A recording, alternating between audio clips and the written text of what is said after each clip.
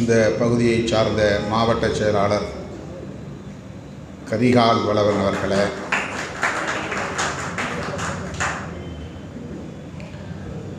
இந்நிகழ்வில் பங்கேற்று ஈகச்சுடர் திலீபனுக்கு வீரவணக்கம் செலுத்தி அமர்ந்திருக்கிற நமது கட்சியின் முன்னணி பொறுப்பாளர்கள், கட்சியின் துணை பொதுச் செயலாளர் சட்டமன்ற உறுப்பினர் எஸ் பாலாஜி அவர்களே, துணை பொதுச் செயலாளர் சட்டமன்ற உறுப்பினர் ஆலூர் ஷானவாஸ் அவர்களே, கட்சியின் துணை பொதுச் செயலாளர் ஆதவ் அர்ஜுன் அவர்களே,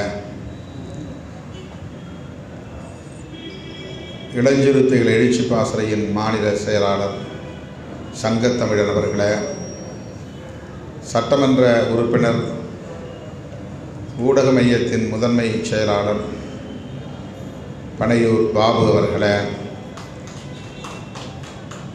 துணை பொதுச் செயலாளர் கௌதம சன்னா அவர்களே, துணை பொதுச் செயலாளர் வழக்கறிஞர் ரஜினிகாந்த் அவர்களே,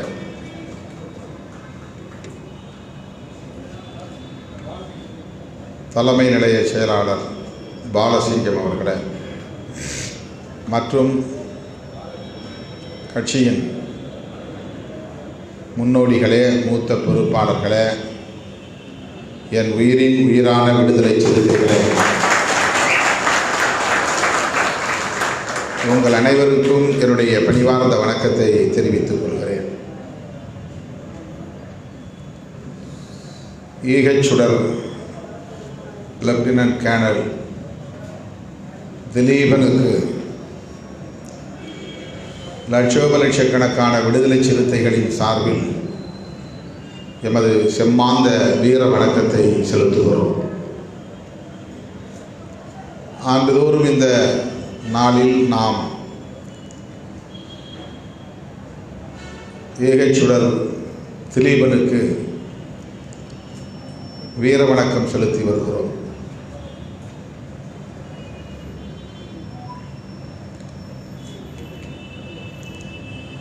திலீபன் குறித்து நான் எழுதிய பாடல் இங்கே ஒளிபரப்பப்பட்டது.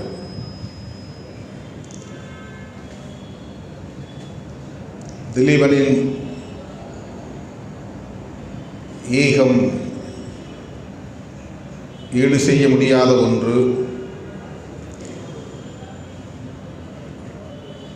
அவர் உண்ணாநிலை அறப்போராட்டத்தை மேற்கொண்ட போது தமிழ்நாட்டில் மாணவர்களிடையே அது பெரும் கொந்தளிப்பை ஏற்படுத்தியது. நானும் அப்போது மாணவனாக இருந்தவன். நான் அடிக்கடி மேடைகளில் குறிப்பிட்டிருக்கிறேன், நான் தீவிரமான பொது வாழ்க்கைக்கு வருவதற்கு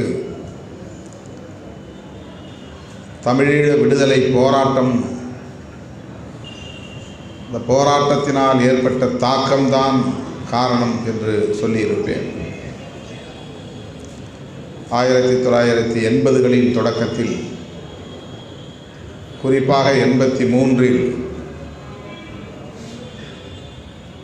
கொழும்பிலே நடைபெற்ற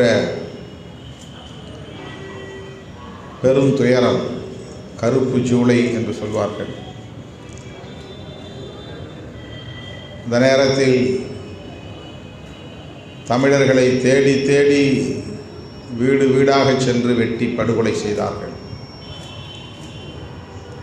தமிழன் கறி இங்கே விலைக்கு கிடைக்கும் என்று கசாப்பு கடைகளில் எழுதி தொங்க போட்டார்கள்.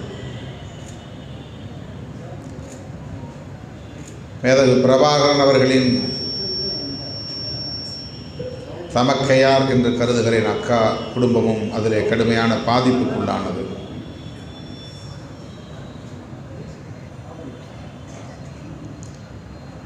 அந்த நேரத்தில் ஏராளமானவர்கள், ஆயிரக்கணக்கானவர்கள்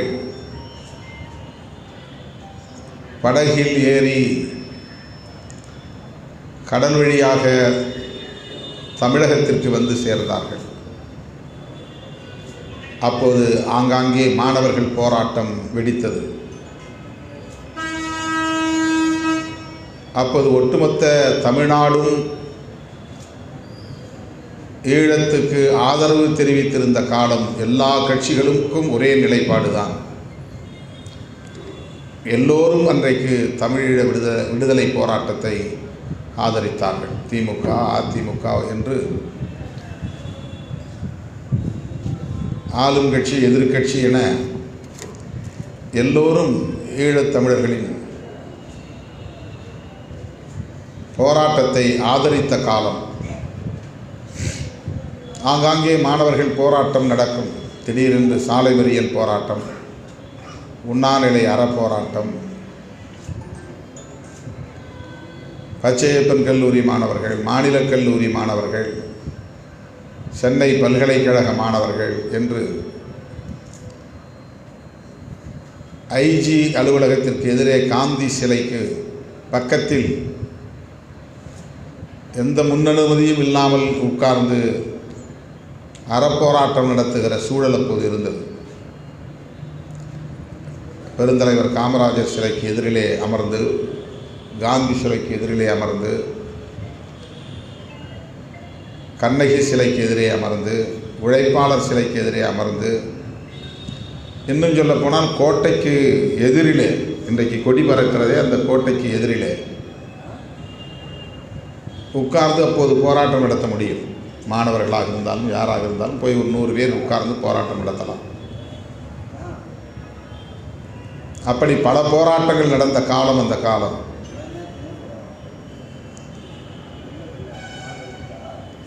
இருபது வயது நிறைந்து 21 வயதில்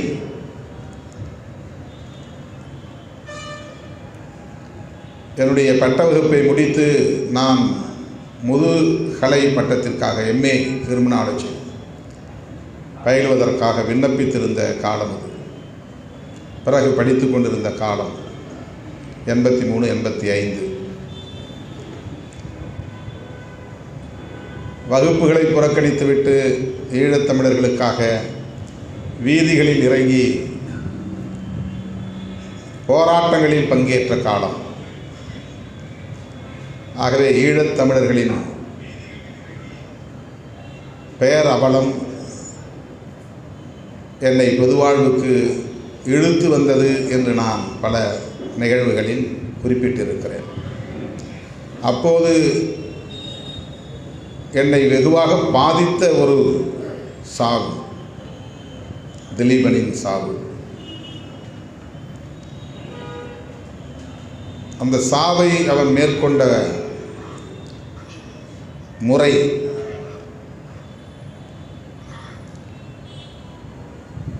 சொட்டு நீர் அருந்தாமல், உண்ணாமல், கொள்கை பிடிப்போடு பட்டினி கிடந்து உயிரை ஈகம் செய்தவன்.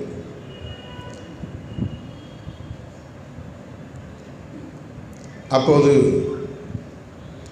இந்திய ஒன்றிய அரசுக்கு கோரிக்கை வைத்து அந்த போராட்டத்தை அவன் முன்னெடுத்தான். ஆயுதம் ஏந்தி போராடுகிற ஒரு அமைப்பை சார்ந்த போராளி தலைமறைவு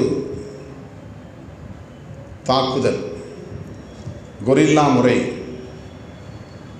தலைமறைவு வாழ்க்கை வாழ்ந்து கொண்டு திடீர் தாக்குதல் நடத்துகிற கொரில்லா முறை போராளி, ஆயுத பயிற்சி பெற்ற போராளி, பல வகையான ஆயுதங்களை கையாளக்கூடிய வலிமை பெற்ற ஒரு போராளி, உலகின் கவனத்தை ஈர்க்கக்கூடிய அளவுக்கு ஆயுதம் தாங்கிய ஒரு படை தமிழீழ விடுதலை புலிகள். அந்த படையை சார்ந்த ஒரு போராளி காந்தியடிகள் மேற்கொண்ட அகிம்சா வழி அறவழி போராட்டத்தை கையில் எடுத்தான்.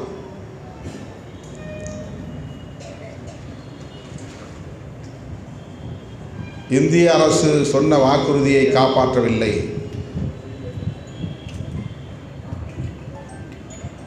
தமிழீழ தாயக பகுதிகளில் சிங்கள குடியேற்றத்தை தடுக்கவில்லை. படையினரும் காவலர்களும் இங்கே பாதுகாப்பு என்கிற பெயரால் வடக்கு கிழக்கு மாகாணங்களில் ஆக்கிரமிப்பு செய்கிறார்கள். அதை நிறுத்த வேண்டும்.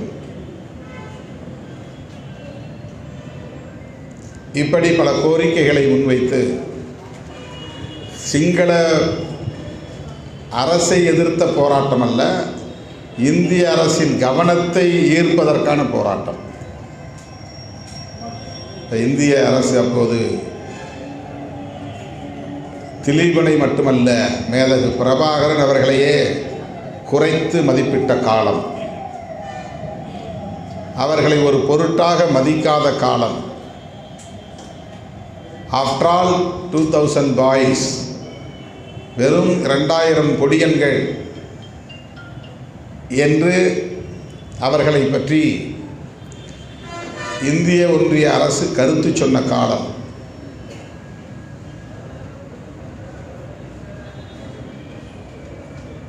அந்த சூழலில் எங்களுக்கு ஆயுதம் ஏந்தி போராடவும் தெரியும், அறவழியில் போராடவும் தெரியும் என்று புலிகள் உலகுக்கு உணர்த்திய காலம் அந்த காலம். கேப்டன் மில்லர், திரைப்படம் அல்ல, கேப்டன் மில்லர் முதல் கரும்புலி. சிங்கள படைத்தளத்தை பின்னுக்கு தள்ள அவர்களை விரட்டி அடிப்பதற்காக வெடிமருந்துகளை ஏற்றிய சரக்கு வண்டியோடு போய் ஒரு லாரி நிறைய வெடிமருந்து, இந்த வெடிமருந்தோடு போய் சிங்களவர்களின் முகாமில் மோதி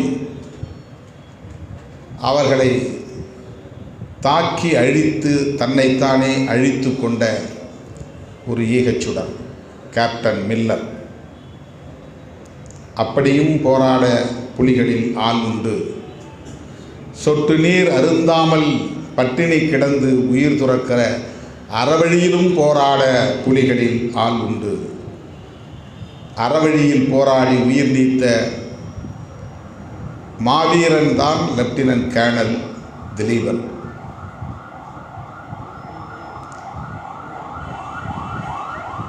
கடற்படை உண்டு, தரைப்படை உண்டு, அல்லது கடற்புலிகள் உண்டு, தரைப்புலிகள் உண்டு, வான்புலிகள் உண்டு. இந்த 3 படைகளிலும் கரும்புலிகள் உண்டு. தரைப்புலிகளிலும் கரும்புலிகள் உண்டு, வான்புலிகளிலும் கரும்புலிகள் உண்டு, கடற்புலிகளிலும் கரும்புலிகள் உண்டு. கடற்புலிகளில் முதல் கரும்புலியாக தன்னை ஈகம் செய்தவர் ஒரு பெண்மணி, அங்கையர்கண்ணி. படகிலே வெடிமருந்தை சுமந்து கொண்டு கேப்டன் மில்லர் தரையிலே வெடிமருந்து ஏற்றிய லாரியோடு போய் எதிரியின் முகாமில் மோதி அவர்களை தாக்கி பின்னுக்கு விரட்டி அடித்தான். அவர்கள் அந்த முகாமை கலைத்து கொண்டு பின்னோக்கி பல கிலோமீட்டர் பெயர்ந்து போனார்கள். ஏராளமானவர்கள் அதிலே உயிரிழந்தார்கள், சிங்கள படையை சார்ந்தவர்கள். அதே போல கடலில் சிங்கள கப்பற்படையை சார்ந்தவர்களை படகிலே வெடிமருந்தை சுமந்து கொண்டு போய் அவர்களோடு நேருக்கு நேர் மோதி வெடித்து சிதறியவள் போராளி அங்கையர்கண்ணி, இளம் பெண். அவர்கள் கரும்புலி என்பது உடன் இருக்கிற யாருக்கும் தெரியாது. அவர்கள் எல்லோரையும் போல் இருப்பார்கள். ஆனால் தலைமையின் கட்டளை வந்ததும் அந்த இரவு தலைவரை சந்தித்து அவரோடு இரவு உணவு உண்டுவிட்டு அவருடைய அறிவுரையை ஏற்று அவரை கட்டிப்பிடித்து முத்தம் கொடுத்துவிட்டு கடைசியாக நான் பகைவனை மோதி அழியப் போகிறேன் என்று களத்திற்கு வருகிற புலிகள் தான் கரும்புலிகள்.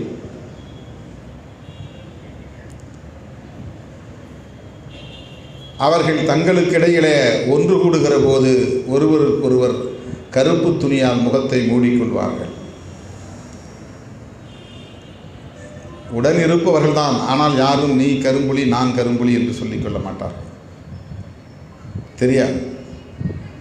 கரும்புலிகளுக்கு அணிவகுப்பு நடத்துகிற போது ஒரு இடத்திலே 100 பேர் கூடுகிறார்கள் என்றால் 100 பேரும் கருப்பு துணிகளை அணிந்து கொள்வார்கள், முகத்தை மூடிக்கொள்வார்கள். பெண்களிலும் கரும்புலிகள் உண்டு, ஆண்களிலும் கரும்புலிகள் உண்டு. திருமணமே செய்து கொள்ளாமல் இளம் வயதிலேயே மண்ணுக்காகவும் மக்களுக்காகவும் மொழிக்காகவும் தம்மை ஈகம் செய்வதற்காக அர்ப்பணித்து கொண்டவர்கள்.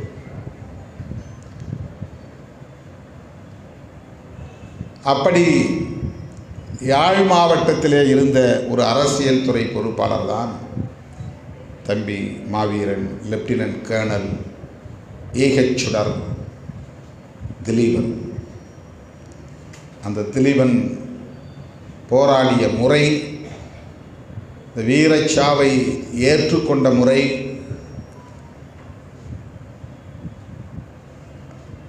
மனசாட்சியுள்ள ஒவ்வொருவரையும் உலுக்கியது. அப்படி என்னையும் வெகுவாக பாதித்தது அந்த வீரச்சாவு. அதை ஒட்டித்தான் நான் பல ஆண்டுகளுக்கு பின்னர் எழுதிய கவிதை அது. அப்போது நான் விடுதலை புலி என்கிற பெயரில் ஒரு கையெழுத்து ஏடு நடத்தினேன்.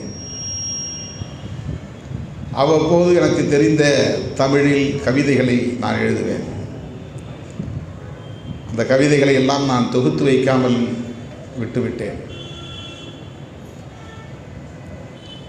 அப்போது நான் தேடி போய் சந்திக்கிற ஒரு ஆளுமைதான் உணர்ச்சி பாவலர் காசி ஆனந்தன் ஐயா அவர்கள். நான் எழுதிய கவிதைகளை அவ்வப்போது அவர் படித்து என்னை ஊக்கப்படுத்தியது உண்டு.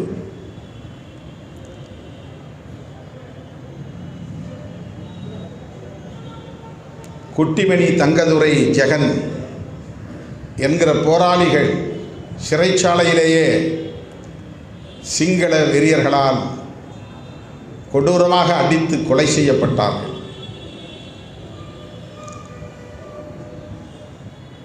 கண்களை பிடுங்கி பூட்ஸ் கால்களால் மிதித்தார்கள். அவர்களை எல்லாம் நான் அந்த கையெழுத்து ஏட்டிலே புகைப்படங்களோடு பதிவு செய்து அவர்களை பற்றிய கவிதைகளையும் எழுதி சக மாணவர்களிடையே பரப்பியது உண்டு. அப்படி எண்ணற்ற பல போராளிகள், தமிழீழ விடுதலை புலிகள் பல அமைப்புகளில் ஒன்றாக இருந்தது. ஆயுதம் தாங்கி போராடுகிற படையினர் பல குழுக்களாக இயங்கினார்கள். டெலோ என்கிற பெயரில் ஸ்ரீ சபாரத்தினம் தலைமையிலான ஒரு ஆயுதப்படை, தமிழீழம் லிபரேஷன் ஆர்கனைசேஷன் என்பது. அதை போல பிளாட் என்கிற பெயரில் முகுந்தன் என்கிற உமாமகேஸ்வரன் தலைமையில் ஒரு குழு இருந்தது. அப்படி பல அமைப்புகள். அதில் எல்டிடி என்கிற இந்த அமைப்பு 70களின் தொடக்கத்தில் 73, 74 அந்த காலகட்டத்தில் டிஎன்டி என்கிற பெயரிலே தொடங்கப்பட்டது. டிஎன்டி என்றாலே அது ஒரு வெடிமருந்து, ட்ரைநைட்ரோடொலுவின் என்கிற வெடிமருந்தின் கெமிக்கல் நேம். அது ஒரு வேதிப்பொருள். ஆனால் அது பிரபாகரன் அவர்களால் தொடங்கப்பெற்ற தமிழ் தேசிய படை. அதற்கு அவர் வைத்திருந்த முதல் பெயர் எல்டிடி உருவாவதற்கு முன்பு அவர் உருவாக்கிய படையின் பெயர் டிஎன்டி. அப்போது அவருக்கு வயது 15க்கும் கீழே. மேதகு பிரபாகரன். அதனால்தான் அவருக்கு தம்பி என்கிற அடைமொழியும் உண்டு. மற்ற படைகளின் தலைவர்கள் இவரை விட வயதில் மூத்தவர்கள். இவர் இளம் வயதை சார்ந்தவர். அப்படி பல படைகளில் ஒன்றுதான் LTTE, Tamil Eelam liberation tigers of Tamil Eelam. LTTE. இந்த அமைப்புகளை எல்லாம் தமிழ்நாட்டுக்கு அழைத்து வந்து, இந்தியாவுக்கு அழைத்து வந்து ஆயுத பயிற்சி கொடுத்து, கை நிறைய வண்டி நிறைய ஆயுதங்களை அள்ளி கொடுத்து, உங்கள் விடுதலை போராட்டத்தை முன்னெடுத்து செல்லுங்கள் என்று வாழ்த்தி வழி அனுப்பி வைத்தவர் யார் தெரியுமா? காங்கிரஸ் கட்சியும் காங்கிரஸ் கட்சியின் தலைவர் இந்திரா காந்தி அம்மையாரும் தான். இளம் தலைமுறையினருக்கு இந்த அரசியல் தெரிந்திருக்க வாய்ப்பில்லை. அன்றைக்கு அங்கே அவர்கள் சிறிய சிறிய ஆயுத குழுக்களாக இருந்தார்கள். அவர்களுக்கு ஒரு முறைப்படியான இராணுவ பயிற்சியை தந்தது இந்திய அரசுதான். இந்திய தேசிய காங்கிரஸ் கட்சி தலைமையிலான அரசுதான். இந்திய தேசிய காங்கிரஸ் கட்சியின் தலைமை பொறுப்பிலே இருந்த இந்திரா காந்தி அம்மையார் தான் புலிகளுக்கும் பயிற்சி கொடுத்தவர், டெலோ இயக்கத்திற்கும் பயிற்சி கொடுத்தவர், ஈராஸ் என்கிற மாணவர் அமைப்புக்கும் பயிற்சி கொடுத்தவர், எல்டிடி என்கிற புலிகள் படைக்கும் பயிற்சி கொடுத்தவர், பிளாட் என்கிற அமைப்புக்கும் பயிற்சி கொடுத்தவர். மலை அடிவாரங்களிலே அவர்களுக்கு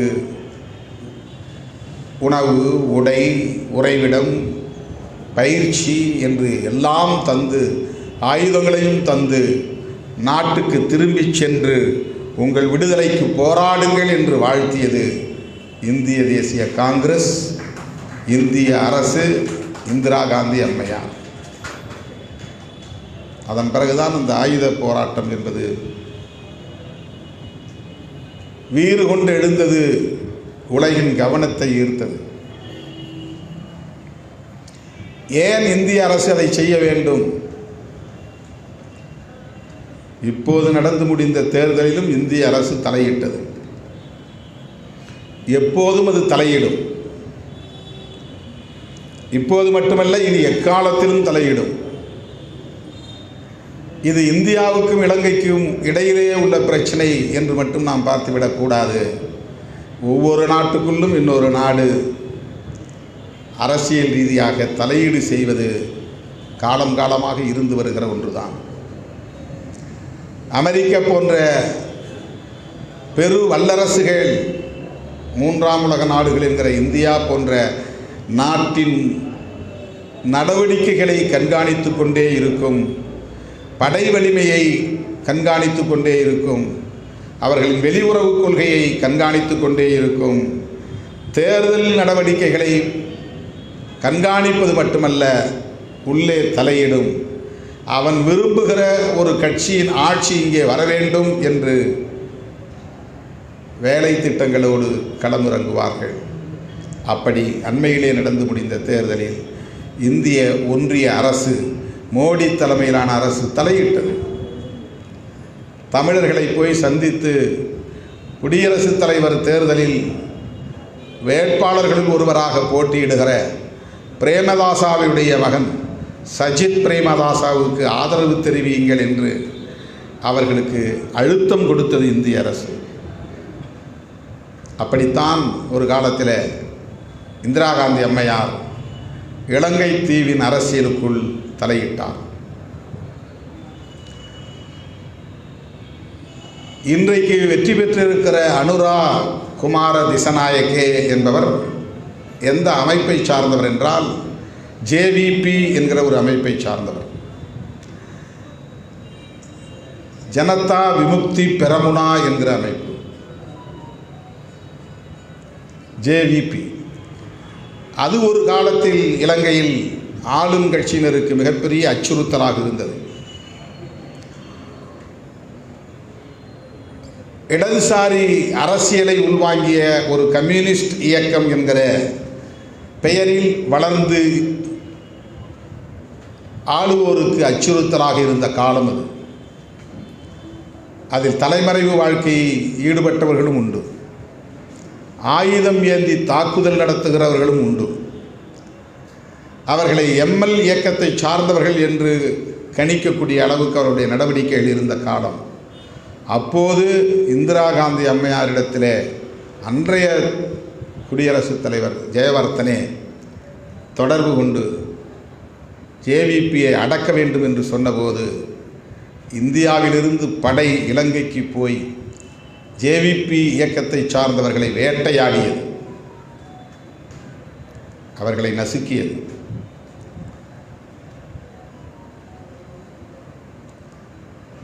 இப்படித்தான் வலுவான நாடுகள் வலுக்குன்றிய நாடுகளின் அரசியலில் தலையீடு செய்வதுண்டு. அப்படி தலையிட்டது இந்திய அரசு. இன்றைக்கு மக்கள் இயக்கமாக மாறி ஒரு ஜனநாயக இயக்கமாக மாறி பாராளுமன்ற ஜனநாயக பாதைக்குள்ளே திரும்பி தேர்தல் களத்திலே நின்று ஆட்சியை பிடித்திருக்கிற ஜேவிபி ஒரு காலத்தில் நசுக்கப்பட்டதாக வரலாறு இருந்தது. நசுக்கப்பட்டு விட்டது, இனி அவர்கள் எழுந்திருக்கவே முடியாது என்று சொன்னார்கள். ஆனால் அவர்கள் மீண்டும் துளிர்விட்டு எழுந்து இன்றைக்கு ஒரு நாட்டின் அதிபராகவே ஜேவிபியின் தலைவர் வர முடிந்திருக்கிறது. இதுவெல்லாம் வரலாறு.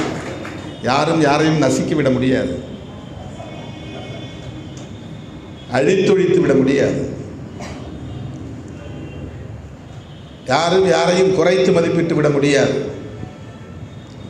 ஜேவிபியை அப்படி இலகுவாகத்தான் கருதினார்கள், அப்படி இரும்பு கரம் கொண்டு அடக்கினார்கள்.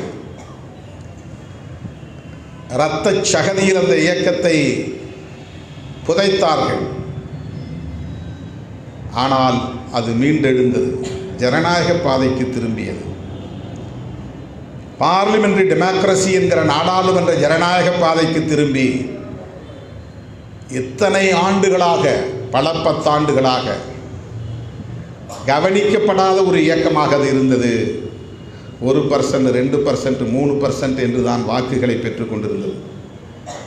கடந்த குடியரசுத் தலைவர் தேர்தலிலேயே இதே அனுரா குமார திசநாயக்க வெறும் 3% வாக்குகளை பெற்ற ஒரு சிறிய கட்சி தலைவர் இன்றைக்கு 42% மேல் வாக்குகளை பெற்றிருக்கிறார். இடையிலே என்ன நடந்தது? ஒரு நீண்ட நெடிய பயணம். அந்த பயணத்திற்கு தேவையான பொறுமையும் சகிப்புத்தன்மையும் தான் அந்த இயக்கத்தின் வெற்றிக்கு காரணம். அந்த இயக்க தலைவர்கள் கடைபிடித்த தொடர் போராட்டங்கள் தான் காரணம். இதற்கு முன்பு ஆட்சியில் இருந்தவர்கள் இலங்கையை தடுமாற வைத்து விட்டார்கள். பொருளாதாரத்தில் அதலபாதாள சரிவை சந்தித்தது. உலக நாடுகளிடம் கையேந்தும் நிலை ஏற்பட்டது. எளிய மக்கள் எல்லாம் பட்டினி கிடந்து சாவும் நிலைக்கு ஆளானது. அந்த நேரத்தில் மக்களை திரட்டி நம்பிக்கை ஊட்டி அவர்களை எதிர்த்து மக்களோடு களத்தில் நின்று போராடியவன் அனுரா குமார திசநாயக்க. மக்களோடு நிற்பவர்களை எந்த சக்தியாலும் அழிக்க முடியாது. மக்களின் பிரச்சனைகளை பேசுகிற யாரையும் எவராலும் அழிக்க முடியாது.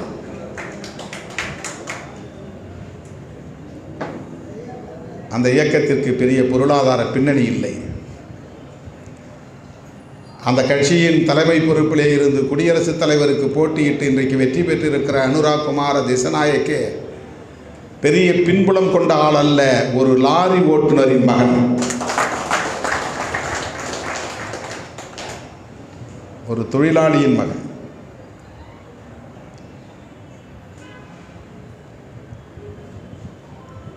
தோழர்களே, ஜேவிபி அன்றைக்கு இந்திரா காந்தி அம்மையாரால் நசுக்கப்பட்டது. அப்படி இந்திய அரசு புலிகளுக்கு முன்னரே ஜேவிபி அங்கே ஒரு அச்சுறுத்தலாக இருந்தபோது சிங்களவர்களிடையே வளர்ந்த இயக்கம் அது, தமிழர்களிடையே வளர்ந்த இயக்கம் அல்ல. சிங்களவர்களிடையே, சிங்கள இளைஞர்களிடையே வளர்ந்த ஒரு இயக்கத்தை அன்றைக்கு நசுக்கினார்கள். அதே பாணியில் இந்திரா காந்தி அம்மையாரால் வளர்க்கப்பட்ட அமைப்புகள் அதே இந்திய அரசால் நசுக்கப்பட்டன. இதெல்லாம் அரசியல். இந்த பின்னணியோடு தான் ஈழத்தமிழர் பிரச்சனையை பார்க்க வேண்டும். ஏன் இந்திரா காந்தி அம்மையார் அவர்களுக்கு வலிய பயிற்சி தர வேண்டும்? ஏன் இந்திரா காந்தி அம்மையார் அவர்களுக்கு ஆயுதங்களை அள்ளித்தர வேண்டும்? ஏன் இந்திரா காந்தி அம்மையார் அன்றைக்கு ஈழ விடுதலை போராட்டத்தை ஊக்கப்படுத்தி இருக்க வேண்டும்? அன்றைக்கு ஜெயவர்தனே இந்திய அரசுக்கு எதிரான நிலையை எடுத்தார். அப்போது ரஷ்யா இருந்தது, சோவியத் ருஷ்யா இருந்தது. ஜெயவர்தனே அன்றைக்கு அமெரிக்க ஏகாதிபத்திய ஆதரவு நிலையை எடுத்துக்கொண்டு இந்தியாவுக்கு ஒரு அச்சுறுத்தலை தந்து கொண்டே இருந்தார். அமெரிக்கா எந்த நேரத்திலும் இலங்கை தீவிலே டிகோ கார்ஷியா என்கிற இடத்திலே இராணுவ தளவாடத்தை அமைக்கும் என்கிற அச்சுறுத்தல் இருந்தது. டிகோ கார்ஷியா என்கிற இடத்திலே அமெரிக்க இராணுவ தளம் வந்து உட்கார்ந்து விட்டால் இந்தியாவின் பாதுகாப்பு, தெற்காசிய பிராந்தியத்தின் பாதுகாப்பு கேள்விக்குறியாகிவிடும் என்கிற நிலை இருந்தது. இலங்கை தீவிலே டிகா கார்ஷியோ என்கிற இடத்திலே அமெரிக்க இராணுவ தளத்தை வரவிடாமல் தடுக்க வேண்டுமானால் ஜெயவர்தனேவுக்கு ஒரு த்ரெட் கொடுக்க வேண்டிய தேவை இருந்தது, ஒரு அச்சுறுத்தலை தர வேண்டிய தேவை இருந்தது. அதனால் தங்களின் விடுதலைக்காக போராடுகிற, நேர்மையோடு மக்களின் விடுதலைக்காக போராடுகிற படைக்குழுவினரை தன் கையில் எடுத்து அவர்களை கருவிகளாக்கி கொண்டது இந்திய ஒன்றிய அரசு.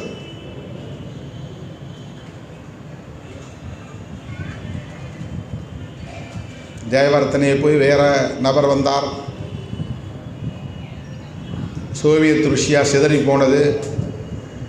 உலக அரசியலில் ஒரே ஒரு தாதா அமெரிக்கா மட்டும்தான். உலக தாதாவாக இருக்கிற அமெரிக்காவை எதிர்க்க இன்னொரு தாதா இல்லை, இன்னொரு ஏகாதிபத்தியம் இல்லை. அப்படி ஒரு சூழலில் இந்திய அரசின் வெளியுறவு கொள்கை இலங்கை அரசோடு கொண்டிருந்த வெளியுறவு கொள்கையில் மாற்றம் ஏற்படுகிறது. இவர்களை விட்டால் என்ன ஆகுமோ, நாடு துண்டாகிவிடுமோ என்று இந்திய அரசு பயப்பட்டது, அச்சப்பட்டது. இலங்கை தீவு இரண்டாக உடைவதை இந்திய அரசு எந்த காலத்திலும் விரும்பவில்லை. ஜெயவர்தனேவை அச்சுறுத்துவதற்காக இந்த படைக்குழுவினரை பயன்படுத்தி கொண்டார்களே தவிர உண்மையில் ஈழம் விடுதலை பெற வேண்டும் என்பதில் அவர்களுக்கு உடன்பாடு எப்போதும் இருந்ததில்லை, ஒரு காலத்திலும் இருந்ததில்லை. ஆனால் ஒரு கட்டத்திற்கு மேலே இந்திரா காந்தி அம்மையார் 1984 பொற்கோவில் இராணுவ நடவடிக்கைக்கு பிறகு ப்ளூ ஸ்டார் ஆபரேஷன், பொற்கோவிலுக்குள்ளே நுழைந்து பிந்திரன்வாலேவை சுட்டுக் கொன்ற போது அந்த கோவிலுக்குள் அடியெடுத்து வைத்தார், இராணுவத்தை அனுப்பினார் என்ற ஆத்திரத்தில் அவருடைய படை, அவருடைய பாதுகாவலர்களை கொண்டே, மெய் காவலர்களை கொண்டே, பாடிகார்ட்ஸ், பியான் சிங், சத்வந்த் சிங் ஆகிய அந்த மெய்க்காவலர்களை கொண்டே இந்திரா காந்தியை அவரது இல்லத்திலேயே சுட்டு படுகொலை செய்தார்கள். இந்திரா காந்தி அம்மையாருக்கு பிறகு ராஜீவ்காந்தி பொறுப்பேற்றார். ராஜீவ்காந்தி பொறுப்பேற்ற பிறகுதான் இந்த சிக்கல் முற்றுகிறது. புலிகளை அடக்கியே தீர வேண்டும் என்கிற கட்டாயம் அவர்களுக்கு நேர்ந்தது. மற்ற படையினர் தலைமையை இழந்து தத்தளித்த நிலையிலே அவர்கள் ஆயுதங்களை கையளிக்க முன்வந்து விட்டார்கள். ஸ்ரீ சபாரத்தினம் இல்லை, உமா மகேஸ்வரன் இல்லை, பல அமைப்புகளை சார்ந்த தலைவர்கள் குழு மோதலில், தங்களுக்கிடையிலேயே நடந்த மோதலில் கொல்லப்பட்டார்கள் என்கிற சூழலில் அவர்களெல்லாம் ஆயுதங்களை கையளிக்க ஒப்புக்கொண்டார்கள், சரண்டராக ஒப்புக்கொண்டார்கள். இந்திய அரசு வலியுறுத்துகிறது, அதுவே கட்டாயப்படுத்துகிறது.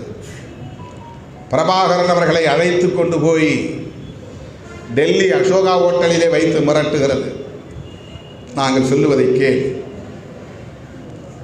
இந்த ஒப்பந்தத்தில் உள்ளபடி கையெழுத்திட்டு நடைமுறைப்படுத்த, ஆயுதங்களை திருப்பிக் கொடு, வடக்கையும் கிழக்கையும் இணைத்து ஒரே மாகாணமாக ஆக்கி தருகிறோம், ஒரே ப்ராவின்ஸ், அதற்கு முதலமைச்சர் பொறுப்பை உன் கையில் ஒப்படைக்கிறோம். நீ இலங்கை அரசமைப்பு சட்டத்திற்கு கட்டுப்பட்டு ஒரே நாடு என்கிற கட்டமைப்புக்குள்ளே இருந்து வடக்கு கிழக்கு மாகாணத்தின் முதலமைச்சர் பொறுப்பை ஏற்று செயல்படுக இந்த கட்டளையை இந்திய அரசு திணித்தது. நாங்கள் ஆயுதத்தை சிங்கள பௌத்த பேரினவாதிகளுக்கு எதிராக எடுத்திருக்கிறோம், இந்திய அரசுக்கு எதிராக இல்லை. நாங்கள் எங்கள் தாயகத்தை மீட்டு தனித்து ஆட்சி அமைக்க விரும்புகிறோம். இந்திய அரசோடு எங்களுக்கு எந்த பகையும் இல்லை. நாங்கள் ஏந்திய ஆயுதங்களை கீழே போட இயலாது என்று எதிர்த்து, இந்திய அரசை எதிர்த்து போர்க்குரல் எழுப்பியவர் மேதகு பிரபாகரன். அப்போதுதான் ராஜீவ்காந்தி அவர்கள் சொன்னதாக செய்திகள். ஆஃப்டர் ஆல் 2000 பாய்ஸ், வெறும் 2000 பொடியன்கள் இருக்கிறார்கள், ஒரு சொடக்கில் அவர்களை ஊதி தள்ளிவிட முடியும். ஜேவிபியை நசுக்கியது போல் எல்டிடியை நசுக்கிவிட முடியும் என்று கர்ஜித்தார்கள். ஒப்பந்தம் என்கிற பெயரிலே ஐபிகேஎஃப் போனது. அப்போது 1987 நான் சட்டக்கல்லூரி மாணவன். இந்தியன் பீஸ் கீப்பிங் ஃபோர்ஸ், இந்திய அமைதிப்படை, அமைதிப்படை அனுப்புங்கள் என்று போராட்டம் நடத்தியவர்கள் நாங்கள். அனுப்பிய பிறகு திரும்ப பெறுங்கள் என்று கூச்சல் போட்டோம். ஏனென்றால் அந்த இந்திய அமைதிப்படை அங்கே போனபோது, ஐயோ நம்மை பாதுகாக்க நம் சொந்தங்கள் வந்து விட்டார்கள் என்று தமிழ் பெண்களெல்லாம் ஆரத்தி எடுத்து குலவையிட்டு வரவேற்றார்கள். ஆனால் போன ஒரு சில வாரங்களில், ஒரு சில மாதங்களில் அவர்கள் தமிழர்களுக்கு எதிராக செயல்படத் தொடங்கியது அம்பலப்பட்டு விட்டது. அப்போது 87 என்று கருதுகிறேன், அக்டோபர் மாதம் 10ஆம் தேதி இந்திய அமைதிப்படையின் வீரர்கள் வந்த வாகனத்தோடு நேருக்கு நேர் மோதி உயிர் துறந்த போராளி, ஒரு பெண் போராளி மாலதி, இந்திய அமைதிப்படையை எதிர்த்து ஈகம் செய்த போராளி மாலதி, அக்டோபர் திங்கள் 10ஆம் நாள் 1987 அல்லது 88ஆக இருக்கும். இந்திய அமைதிப்படைக்கும் புலிகளுக்கும் இடையிலே யுத்தம். ஏனென்றால் ராஜீவ்காந்தி அவர்களின் தலைமையிலான RAW research and analyse wing, உளவு படை, அந்த ஐபிகேஎஃப் என்கிற அமைதிப்படைக்கு இட்ட கட்டளை என்ன தெரியுமா? பிரபாகரனை உயிருடனோ அல்லது பிணமாகவோ கொண்டு வர வேண்டும் என்பதுதான். முடிந்த வரையில் உயிரோடு பிடித்து வாருங்கள், இல்லை என்றால் பிணமாகவாவது கொண்டு வாருங்கள். அதற்காக ஒரு முறை அல்ல, இருமுறை அல்ல, 8 முறை செக்மேட் செய்தார்கள், சுற்றி வளைத்தார்கள். யார்? இந்திய அமைதிப்படை, சிங்களப்படை அல்ல.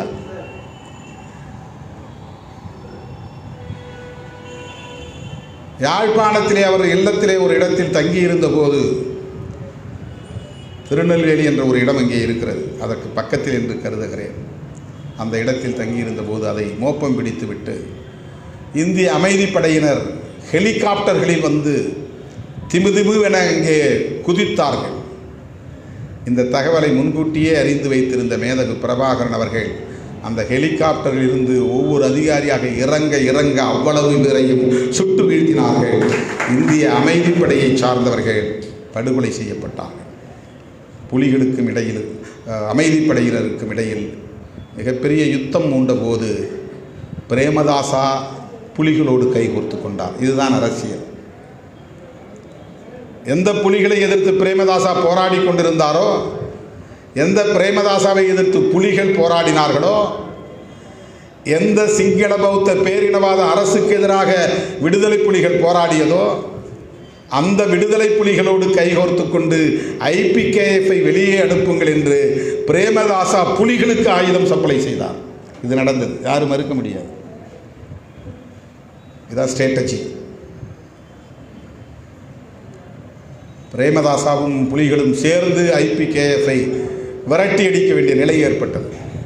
இந்திய அரசு எப்படியெல்லாம் ஈழத்தமிழர் பிரச்சனைகளில், இலங்கை பிரச்சனைகளில் தலையிட்டது. அவர்களே வளர்த்து ஆளாக்கிய இயக்கங்களை நசுக்கினார்கள். புலிகளை நசுக்க பார்த்தார்கள், முடியவில்லை. அந்த தலைமையை ஒழிக்க பார்த்தார்கள், முடியவில்லை. அதன் பிறகுதான் இந்த பகை தீரா பகையாக உருமாறியது. அப்போது இங்கிருந்து நாங்கள் கூச்சல் போட்டோம், IPKF டவுன் டவுன் என்று போராட்டங்களை நடத்தினோம். திரும்பி வந்த IPKF படையினரை தமிழக முதல்வர் வரவேற்கக்கூடாது என்று அப்போது நாங்கள் கூச்சலிட்டோம். அன்றைய முதல்வர் கலைஞர் வரவேற்கப் போகவில்லை.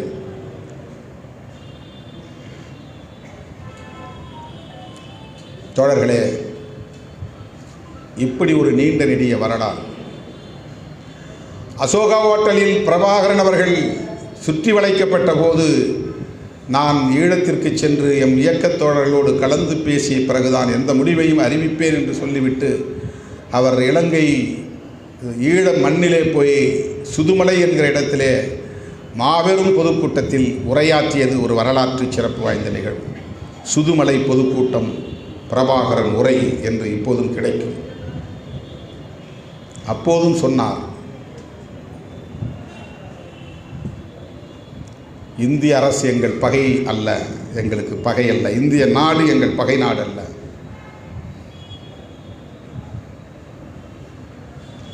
புலேந்திரன், குமரப்பா ஆகியோர் 14 பேர் ஒரே நேரத்தில் உயிரிழக்க நேர்ந்தது. எல்லாம் சைனைடு குப்பியை கடித்து இறந்து போனார்கள். ஏனென்றால் அவர்கள் படகிலே வந்தபோது இந்திய அமைதிப்படை அவர்களை கைது செய்தது. ஒப்பந்தப்படி இந்திய அமைதிப்படையினர் புலிகளை அல்லது போராளிகளை கைது செய்தால் சிங்கள அரசிடம் ஒப்படைக்கக்கூடாது என்பது ஒப்பந்தம்.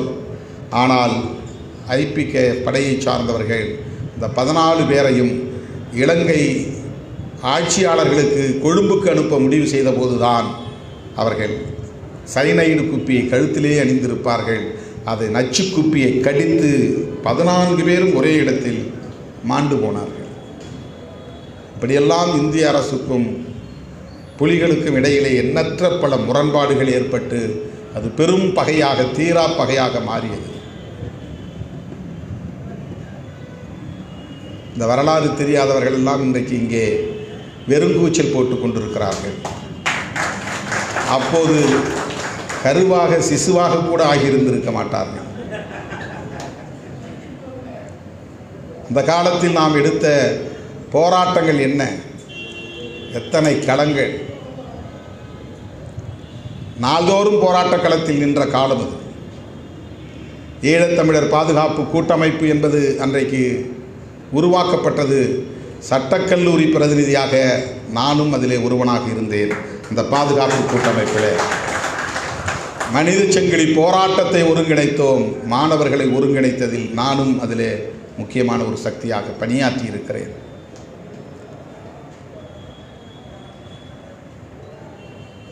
அப்படி ஈழத்தமிழர்களுக்கான அந்த போராட்ட களத்தில் ஒரு மாணவனாக மட்டுமே இருந்து பல களங்களில் பங்கேற்று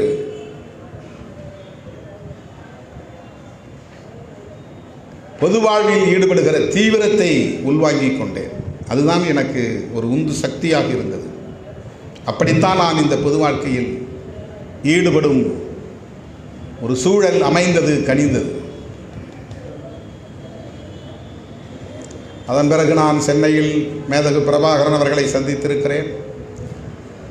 அதன் பிறகு நான் பாராளுமன்ற ஜனநாயகத்தின் மீது நம்பிக்கை வைத்து தேர்தல் அரசியலுக்கு வந்து 2009 ஒரு நாடாளுமன்ற உறுப்பினராக தேர்ந்தெடுக்கப்பட்டு ஈழ விடுதலை களத்தில் நேர்ந்த அந்த இனக்கொலை, முள்ளிவாய்க்கால் படுகொலை நடந்து முடிந்து பல லட்சக்கணக்கான பேர் அங்கே முள்வேலிக்குள் அடைபட்டிருந்த இடத்தில் பார்வையிடச் செல்கிற வாய்ப்பு அமைந்தது. தோழர்களே, சென்னையில் மட்டுமல்ல, ஈழத்தில் 2 முறை அண்ணன் மேதகு பிரபாகரன் அவர்களை சந்தித்து பேசுகிற வாய்ப்பை பெற்றேன். புலிகள் நடத்திய மானுடத்தில் தமிழ் கூடல் என்கிற மாநாட்டில் பங்கேற்று உரையாற்றக்கூடிய வாய்ப்பை பெற்றேன். உலகமெங்கும் புலம்பெயர்ந்த தமிழர்களின் அழைப்பை ஏற்று எண்ணற்ற பல நாடுகளில் பங்கேற்று தமிழீழ விடுதலையை ஆதரித்து விடுதலை சிறுத்தைகள் எவ்வாறு பங்களித்து வருகிறது, பங்காற்றி வருகிறது என்பதை எடுத்துரைத்திருக்கிறேன். அருமை தோழர்களே, இந்த இயக்கம் தமிழ் தேசியத்தை எவ்வாறு புரிந்து கொண்டது, ஈழ விடுதலையை எவ்வாறு அணுகியது, அந்த களத்தில் எத்தகைய பங்களிப்பை செய்திருக்கிறது, எவ்வளவு வழக்குகளை சந்தித்தது, இந்த இனப்படுகொலை நடந்த நேரத்திலே நடப்பதற்கு முன்னதாகவே ஜனவரியிலேயே 2009ஆம் ஆண்டு ஜனவரியிலேயே பொங்கல் நேரத்தில் சாகும் வரை உண்ணாநிலை போராட்டத்தை நான் மேற்கொள்வதற்கு எனக்கு ஒரு இன்ஸ்பிரேஷன் திலீபன் தான். அப்படி சொல்லிவிட்டுத்தான் நான் போனேன்.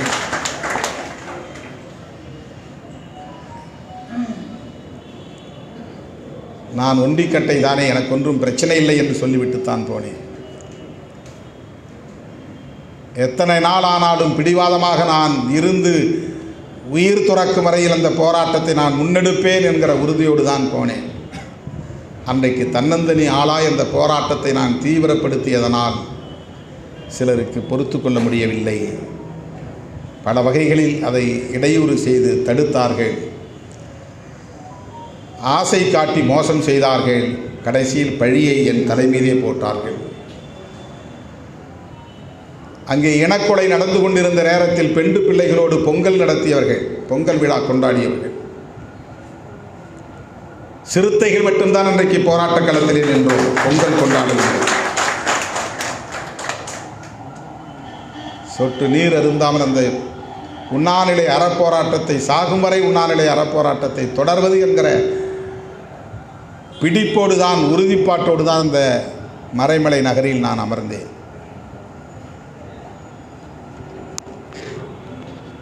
திலீபனை நெஞ்சிலே சுமந்து கொண்டுதான் என்னை நான் தயார்படுத்தி கொண்டேன். ஆனால் அன்றைக்கு இந்த போராட்டம் வேண்டாம், நாம் சேர்ந்து போராடுவோம் என்றெல்லாம் சொல்லி இந்த நேரத்தில் நான் அதற்கு இசைவளித்தது ஒரு வரலாற்று பிழை என்று இப்போதெல்லாம் அடிக்கடி நான் எண்ணி பார்க்கிறேன். இன்னும் ஓரிரு நாட்களாவது அந்த போராட்டம் தொடர்ந்திருந்தால் அது வெகு மக்களின் போராட்டமாக மாறியிருக்கும், மாணவர்களின் போராட்டமாக உருமாறியிருக்கும். 26 பேர் அப்போது ஒரே நாளில் குண்டர் தடுப்பு சட்டத்தில் சிறைப்படுத்தப்பட்டார்கள். திமுக கூட்டணியில் இருந்து கொண்டே திமுக அரசை கவிழ்ப்பதற்காக திருமாவளவன் சதி செய்கிறான் என்று உளவுத்துறை அறிக்கை போனது அன்றைய அரசுக்கு, திமுக அரசுக்கு. எல்லாவற்றையும் நாம் சந்தித்திருக்கிறோம். சராசரி அரசியல்வாதிகளைப் போல் நம்மை பார்க்கிறார்கள். அந்த கூட்டணியில் இருக்கிறவர் எப்படி அதை எதிர்த்து போராட முடியுது, என்ன நாடகம் என்கிறார்கள். தமிழ்நாட்டு அரசியலில் கூட்டணி அரசியலை தாண்டி செயல்படுகிற துணிச்சலை பெற்ற இயக்கம் விடுதலை சிறுத்தைகள் கட்சி. அந்த தயக்கத்தை உடைத்த இயக்கம் நான் தான் உடைத்தேன். 2009 அதிமுக அணியில் உள்ள தலைவர்களோடு கைகோர்த்து கொண்டு ஈழத்தமிழர்களுக்காக மாதக்கணக்கிலே பயணம் செய்தவன் திருமாவளவன். அப்போது நான் இருந்த கூட்டணி திமுக கூட்டணி. கூட்டணியை விட்டு வெளியேறியதாகவும் நான் அறிவிக்கவில்லை, கூட்டணியை விட்டு வெளியேற்றி விட்டதாகவும் திமுக அறிவிக்கவில்லை. திமுக கூட்டணியில் இருக்கிறோம், ஆனால் அதிமுக கூட்டணியில் இருந்த தலைவர்களோடு இணைந்து முத்துக்குமார் சாவு, அதனைத் தொடர்ந்து விடுதலை சிறுத்தைகள் அமைப்பிலே 3 பேர் உயிரிழப்பு, கடலூர் ஆனந்தன் உட்பட பல தோழர்கள் தமிழ்நாடு முழுக்க உயிரிழந்தார்கள். எல்லா இடங்களுக்கும் அந்த கூட்டணியை சார்ந்த தலைவர்களோடு சேர்ந்து பயணித்தவன். தேர்தல் வந்தது, நாங்கள் இருந்த கூட்டணியிலேயே இருந்தோம். தேர்தல் நிலைப்பாடு வேறு, மக்களுக்கான போராட்ட களம் வேறு என்பதை அப்போதே பதிவு செய்தவன் திருமாவளவன். நான் உங்களோட வந்துட்டேன், அதனால் நான் உங்களோடே இருந்துறேன்னு நான் போகலை. அப்போதும் அவர்கள் அந்த ஆசையை காட்டினார்கள். நீங்கள் திமுக கூட்டணியில் தொடர்ந்தால் உங்களுக்கு 1 சீட்டு தான், எங்களோடு அங்கிருந்து வெளியேறி வந்தால் உங்களுக்கு 2 சீட்டு, சீட்டுக்கு ஆசைப்பட்டு முடிவெடுப்பவன் திருமாவளவன் அல்ல. இதே வார்த்தையை சொன்னார்கள். நீ ஒரு ஆள் தான் அங்கே ஒட்டிக்கிட்டு இருக்கிறீங்க, திமுக விட்டு வெளியே வாங்க. எதுக்கு திமுக விட்டு வெளியே வரணும்? அந்த டிஸ்கஷன் நடந்துச்சு. அப்போது அவங்க சொன்ன வார்த்தை எல்லாரும் முன்னாலே சொன்னார், இப்போ திமுகவை ஒழிச்சிட்டா அதுக்கப்புறம் அண்ணா திமுகவை ஒழிச்சிட முடியும். சசிகலா நடராஜன் அவர்கள் இருக்கிற போதே மருத்துவர் ராமதாஸ் அவர்கள் சொன்ன வார்த்தை இது நடந்தது. இந்த தேர்தலில் அவங்களை வீழ்த்திட முடியும். விடுதலை சிறுத்தைகள் இந்த கூட்டணியில் நீடித்தால் திமுகவை ஒழிக்க முடியாதா என்னுடைய கேள்வி. அப்போ விடுதலை சிறுத்தைகள் ஒரு முக்கியமான சக்தி. விடுதலை சிறுத்தைகள் இருந்தால் திமுகவை ஒழிக்க முடியாது, அந்த கூட்டணியை வீழ்த்த முடியாது. ஒரு பேச்சுக்காக கூட சொல்லியிருக்கலாம், சொன்னார்கள். இப்போ நான் சொன்னேன், அண்ணா திமுகவோடு வருவதற்கு வேறு ஏதாவது வேலிட் ரீசன் சொல்லுங்கள். கொள்கை அடிப்படையில் நம்பரை விட்டுருங்க, 2 சீட்டு 3 சீட்டு அதை விட்டுருங்க. ராஜீவ்காந்தி படுகொலைக்கு பிறகு 1991க்கு பிறகு முள்ளிவாய்க்கால் இனப்படுகொலை நடக்கிற வரையில் ஈழத்தமிழர் பிரச்சனையை பற்றி பேசாத ஒரு இயக்கம் தமிழ்நாட்டில் அதிமுக தான். அதை பற்றி பேசவே கிடையாது. சோனியா காந்தி அம்மையாரை விட அதிகம் கோபப்பட்டவர், ஆத்திரப்பட்டவர், வேதனைப்பட்டவர் ஜெயலலிதா அம்மையார். நான் இப்போ சட்டமன்ற உறுப்பினராக இருந்தேன். அந்த அம்மா எழுந்திருச்சு படிக்கிறாங்க. என்ன படிக்கிறாங்க தெரியுமா? பிரபாகரனை கைது செய்து கொண்டு வந்து குற்றவாளி கூண்டில் நிறுத்துங்கள். இதுதான் அறிவிப்பு. 110 படிக்கிறாங்க. அவங்க எழுந்திருச்சு படிக்கும்போது நான் எழுந்து கூச்சல் போட்டு விட்டு வெளிநடப்பு செய்தேன். நான் வெளிநடப்பு செஞ்ச பிறகுதான் பாட்டாளி மக்கள் கட்சியை வெளிநடப்பு செய்தார்கள். இது நான் சட்டமன்ற உறுப்பினராக இருந்த காலத்தில் நடந்தது. பிரபாகரனை கைது செய்ய சொல்லி காங்கிரஸ் பேசவில்லை, அதிமுக பேசியது. ஜெயலலிதா அம்மையார் பேசினார். ராஜீவ்காந்தியை படுகொலை செய்த கொலை குற்றவாளி பிரபாகரனை கைது செய்ய வேண்டும். இப்போ புலிகள் அழிக்கப்பட்டு விட்டார்கள் என்ற பிறகு ஆதரவு அறிக்கை வருகிறது அதிமுகவிடம். கிட்டத்தட்ட 91 2009 வரையில் 20 ஆண்டுகள் ஈழத்தமிழர் பிரச்சனை பற்றி ஒரு வார்த்தை கூட பேசாத இயக்கம். அவங்க ஆதரிச்சும் பேசல, எதிர்த்தும் பேசல. 1 கோடி உறுப்பினர்களை கொண்ட ஒரு பேர் இயக்கம். அவ்வளவு பேரையும் சைலன்ஸ் செய்தது அந்த கட்சி. 1 கோடி தமிழர்கள் ஈழத்தமிழர் பிரச்சனையை ஒரு பொருட்டாக கருதாமல் அதை புறந்தள்ளிவிட்டார்கள். அப்படி இருந்த ஒரு கட்சியோடு இந்த பிரச்சனைக்காக கூட்டணி சேர வேண்டும் என்று சொன்னபோது எனக்கு அது வேலிட் ரீசனாக தெரியவில்லை. அது ஒரு காரணமாக எனக்கு தோன்றவில்லை. இதிலும் அவர்கள் லாப நட்ட கணக்கு தான் பார்க்கிறார்கள், தேர்தல் அரசியலைத்தான் பார்க்கிறார்கள். அங்கே நமது ஈழத்து சொந்தங்கள் கொத்து கொத்தாக படுகொலை செய்யப்பட்டிருக்கிற சூழலிலும் தங்களுடைய லாபம் என்ன நட்டம் என்ன என்பதைத்தான் கணக்கு போடுகிறார்கள் என்று எண்ணி இருக்கிற இடத்திலே இருப்போம் என்று முடிவெடுத்தவன் திருமாவளவன். அதில் என்ன லாபம் என்பதல்ல, திமுகவுக்கு ஆதரவு எடுப்பதல்ல நம்முடைய நோக்கம். அவர்கள் செய்த அரசியல் அப்பட்டமான வாக்கு அரசியல். ஈழத் தமிழர்களின்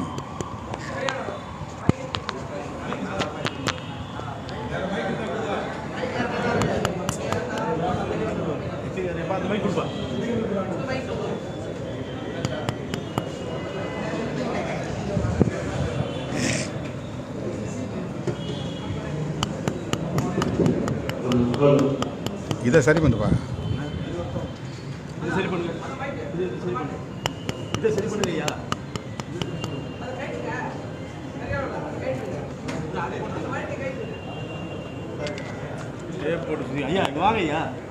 சாம்ப கத்துறேன்.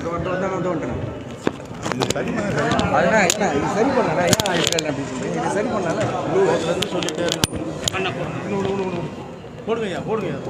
ஹலோ ஹலோ ஹலோ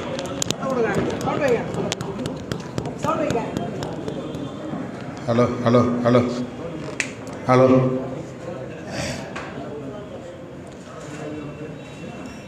முள்ளிவாய்க்கால் இனப்படுகொலை நடந்த சூழலிலும் கூட இங்கே வாக்கு வங்கி அரசியல் தான் பேசப்பட்டது. மனம் நொந்து சொல்லுகிறேன். ஆனால் எல்லோரும் சேர்ந்து என்னை பழித்தார்கள், என் மீது அவதூறு போட்டார்கள், பரப்பினார்கள். இதோ நான் பெரிய துரோகம் இழைத்து விட்டேன். என்ன துரோகம் இழைத்தேன்? என்னை விட ஈழத்தமிழர்களுக்கு நேர்மையாக 30 ஆண்டு காலம் போராடியவர்கள் யார் இங்கே? எந்த எதிர்பார்ப்பும் இல்லை. எந்த நாட்டுக்கும் யாரும் விமான பயணத்திற்கான கட்டணத்தை கூட எனக்கு செலுத்தியதில்லை, நான் கேட்டதில்லை. சொந்த செலவில் பயணித்து நான் பரப்புரைகளை மேற்கொண்டவன்.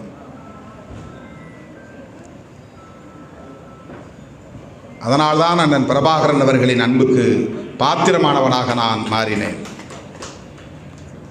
என்னை கட்டிப்பிடித்து ஆறத் தழுவி சொன்னார், யாருக்கும் அஞ்சாதீர்கள், துணிந்து போராடுங்கள், உங்கள் அண்ணன் இங்கே இருக்கிறேன் என்கிற நம்பிக்கையோடு போராடுங்கள் என்று சொன்னவர் மேதகு பிரபாகரன் அவர்கள்.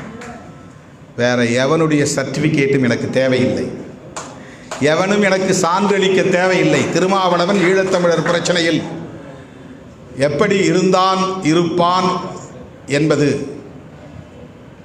அண்ணன் மேதகு பிரபாகரன் அவர்களுக்கு தெரியும். எனக்கு தெரிந்து தமிழ்நாட்டில் வேறு எந்த தலைவரோடும் மணிக்கணக்கிலே உட்கார்ந்து அவருடைய அவ்வளவு நெருக்கடியான நேரத்திலும் கூட தமிழ்நாட்டு அரசியலையும் இந்திய அரசியலையும் மனம் திறந்து உலகளாவிய அரசியலையும் மனம் திறந்து பேசியிருப்பார் என்றால் அது திருமாவளவனிடம் மட்டும்தான் என்று என்னால் சொல்ல, அதை பெருமையோடு நான் சொல்ல கடமைப்பட்டிருக்கிறேன். அந்த அளவுக்கு மனம் திறந்து சாதி அமைப்புகளை பற்றியும், ஈழத்திலே எப்படி சாதிய பிரச்சனைகள் இருந்தன, அதை எப்படி இயக்கம் எதிர்கொண்டது என்பது பற்றியும், நார்வே நாட்டுக்கு இந்த பிரச்சனையில் ஏன் ஆர்வம் இருக்கிறது, எரிக் சொல்ஹெய்ம் எதற்காக வந்து போகிறார் என்பதை பற்றியும், இந்திய அரசு எப்படி இதிலே தலையீடு செய்கிறது என்பது பற்றியும், திமுக அதிமுக ஆகிய கட்சிகளின் நிலைப்பாடுகள் குறித்தும் மனம் திறந்து என்னிடத்தில் பேசியிருக்கிறார்.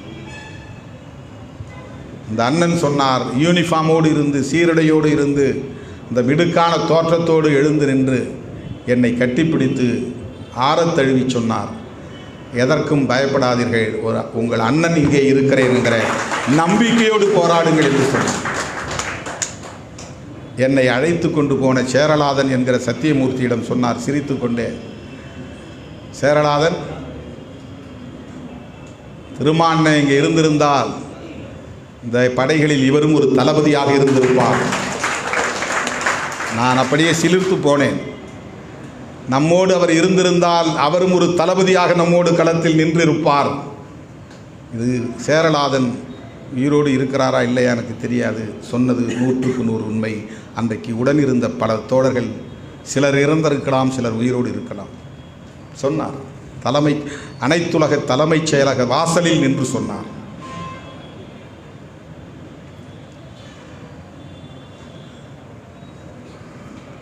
இனப்படுகொலை நடந்த அந்த பெருந்துயரத்தின் போதும் தமிழ்நாட்டுக்குள் லாப நட்ட கணக்கு அரசியல் தான் பேசப்பட்டது. உலகளாவிய ஒரு பிரச்சனையை தமிழ்நாட்டு அரசியலில் கொண்டு வந்து சுருக்கி, கருணாநிதி தான் இதற்கெல்லாம் காரணம், கருணாநிதிக்கு துணை போன திருமாவளவனும் காரணம் என்று அந்த போராட்டத்தின் தன்மையையே நீர்த்து போகச் செய்தார்கள். அந்த விடுதலை போராட்டத்தில் உள்ள அந்த உயரிய நோக்கமே சிதைந்து போகக்கூடிய அளவுக்கு அதை சுருக்கி பார்த்து விட்டார்கள். 22 நாடுகள் அந்த களத்திலே நின்று புலிகளை எதிர்த்து சமர் புரிந்தது. இந்தியா மட்டுமல்ல, பாகிஸ்தானின் படையும் அங்கே நின்றது, அமெரிக்க படையும் அங்கே நின்றது, சீன படையும் அங்கே இருந்தது. 22 நாடுகள் உலகளாவிய அளவிலே ஒன்று சேர்ந்து புலிகளின் சாம்ராஜ்யத்தை துடைத்தெறிந்தது. அதுதான் அங்கே நடந்தது. உலகளாவிய அளவிலே அந்த பிரச்சனையை அணுகாமல், விவாதிக்காமல், எல்லாவற்றுக்கும் காரணம் கருணாநிதி தான் என்று சொல்லி சுருக்கி அரசியலையை கொச்சைப்படுத்தினார்கள். தேர்தல் அரசியலுக்காக அவர்கள் பார்த்து நம்மை சொல்லுகிறார்கள், திமுகவோடு காங்கிரஸோடு கைகோர்த்து துரோகம் இழைத்து விட்டார்கள் என்று. இந்த கூட்டணியில் நாங்கள் தொடர்ந்து இருக்கிறோம். 2006 இருக்கிறோம், தொடர்ந்தோம், அவ்வளவுதான்.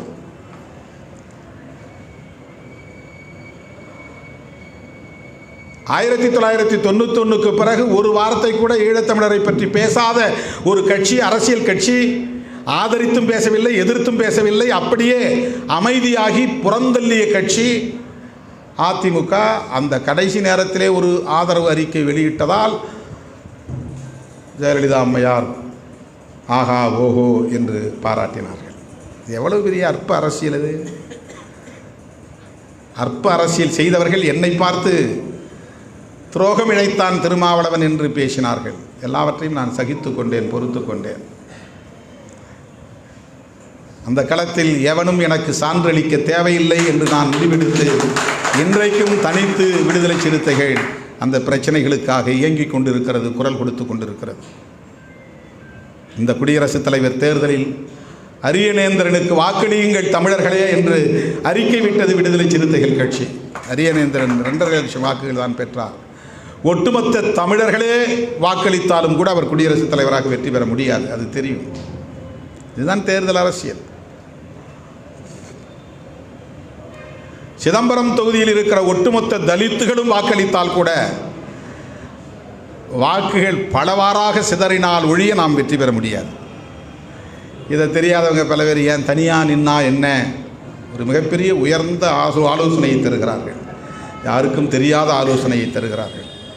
திருமாவளவனால் சிந்திக்க முடியாததை சிந்தித்து, ரூம் போட்டு உட்கார்ந்து சிந்தித்து, வடிவேல் மாதிரி தனியாக நின்றால் என்ன, தனித்துவத்தை பாதுகாக்க ஒட்டுமொத்த வாக்குகளை பெற்றாலே குடியரசுத் தலைவராக முடியாது தமிழர்களால் என்பதைப் போல சிதம்பரம் தொகுதியிலே ஒட்டுமொத்த தலித்துகள் வாக்குகளை பெற்றாலும் வெற்றி பெற முடியாது. நாடாளுமன்ற ஜனநாயக அரசியலில் அனைத்து தரப்பாரும் ஜனநாயக சக்திகளும் கைகோர்க்கிற போதுதான் ஒரு வெற்றியை நம்மால் எட்ட முடியும். விடுதலை சிறுத்தைகள் கட்சி ஒரு குறிப்பிட்ட சமூக அடையாளத்தோடு நின்றால் இது அதிகாரத்தை கைப்பற்ற முடியாது. வெறும் சீட் ஷேரிங்கிலே நின்று போய்விடும். சீட் ஷேரிங்கிலே நின்று போய்விடும். விடுதலை சிறுத்தைகள் கட்சி ஆட்சி அதிகாரத்தை கைப்பற்ற வேண்டுமானால் அனைத்து தரப்பு ஜனநாயக சக்திகளின் நன்மதிப்பையும் பெற வேண்டும். அப்போ ரொம்ப கவனமா, நெளிவு சுழிவா, தொலைநோக்கு பார்வையோடு, பொறுமையோடு, சகிப்புத்தன்மையோடு நெடுங்காலம் நின்று தாக்கு பிடிக்கிற அளவுக்கான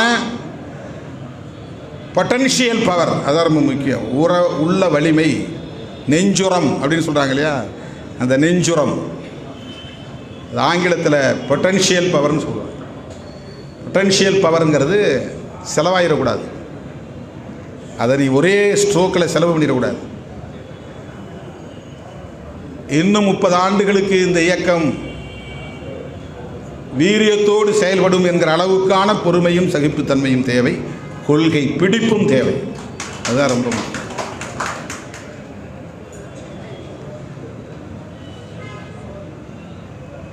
நிதானம் என்கிற பெயரால் செயலிழந்து விடக்கூடாது.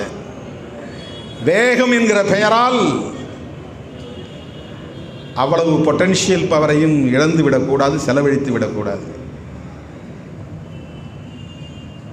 ஒருவன் உன்னை பேசும்போது நீ அமைதியாக இருந்தனா அவனுடைய எனர்ஜியை நீ சேவ் பண்ணுற. அவன் பேச பேச நீ சத்தம் போட்டுகிட்டே இருந்தனா உன் எனர்ஜி போயிடும். கடைசியில் அவனை நீ வீழ்த்த முடியாது. எதிரியை கத்த விட்டுட்டு நீ அமைதியாக இருந்து அவன் எனர்ஜி வேஸ்ட் ஆன பிறகு நீ அட்டாக் பண்ணணும். அவன் எனர்ஜி, அவன் எவ்வளவு கத்துறானோ கத்துட்டோம். ஏன் திருமாவளவன் அமைதியாக இருக்கிறார்? கொள்கை பகைவர்களின் எனர்ஜி செலவாகட்டும். அவன் கத்தி முடிக்கிறவர்கள் நீ அமைதியாக இருக்கும். என்னதான் கத்துறான், கத்துற பார்ப்புவேன். என்னென்ன யூகங்களை அவர்கள் பார்க்கிறார்கள், செய்து பார்க்கிறார்கள், என்னென்ன கற்பனைகளை எல்லாம் கொண்டு வருகிறார்கள் பார்ப்போம். கற்பனாவாதங்களை, யூகவாதங்களை எல்லாம் கொஞ்சம் பொறுமையாக இருந்து பார்ப்போமே என்றுதான் 2 நாள் நான் அமைதி காத்தேன். அது மௌனம் அல்ல, அமைதி. நம்ம எனர்ஜியை நம்ம எப்பவும் செலவு பண்ணக்கூடாது. அதுதான் பொட்டன்ஷியல் பவர். இந்த இயக்கத்தின் ஆற்றலை நாம் இழந்து விடக்கூடாது, செலவு செஞ்சிடக்கூடாது.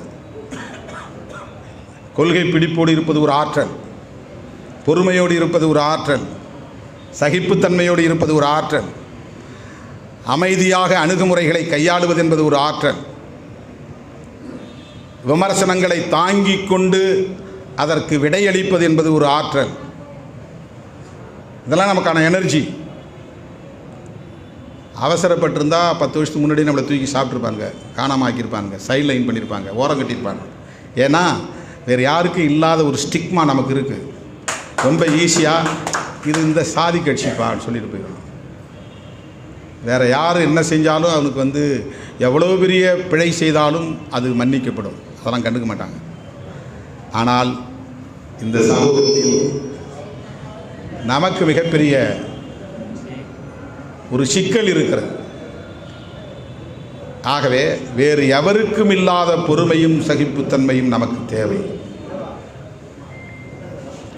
நான் பார்க்கிறேன், அனுரா குமார திசநாயக்க இன்றைக்கு ஆட்சியை கைப்பற்றி குடியரசுத் தலைவர் என்கிற பொறுப்புக்கு வருகிறார். இங்கே இந்தியாவில் பிரதமருக்கு தான் அதிகாரம், இலங்கையில் ஜனாதிபதிக்கு தான் அதிகாரம், அமெரிக்காவில் ஜனாதிபதிக்கு தான் அதிகாரம்.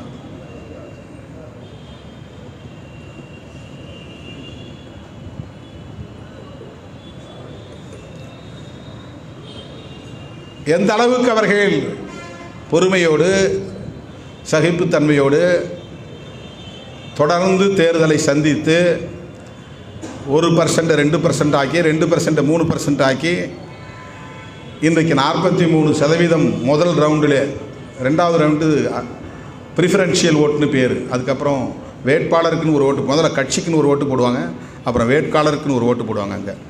அங்கே இருக்கிற எலெக்ஷனில் அது ப்ரொபோர்ஷனேட் ரெப்ரசன்டேட்டிவ் எலக்டோரல் சிஸ்டம் அங்கே இலங்கையில் இருக்கிறது.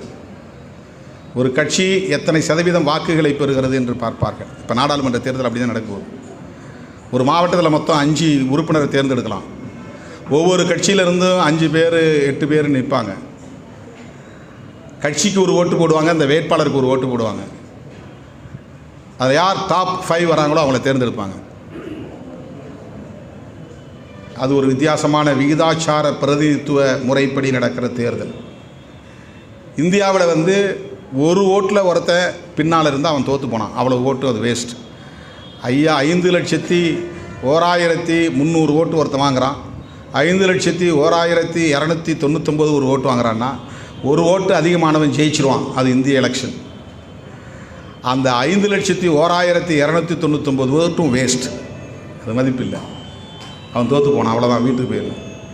ஆனால் இலங்கையில் ஒரு கட்சி எவ்வளவு ஓட்டு வாங்கியிருக்கிறதுன்னு பார்த்து அது சதவீதத்தை கணக்கு பண்ணி அந்த சதவீதத்தின் அடிப்படையில் ஒரு பிரதிநிதியை தேர்ந்தெடுப்பாங்க.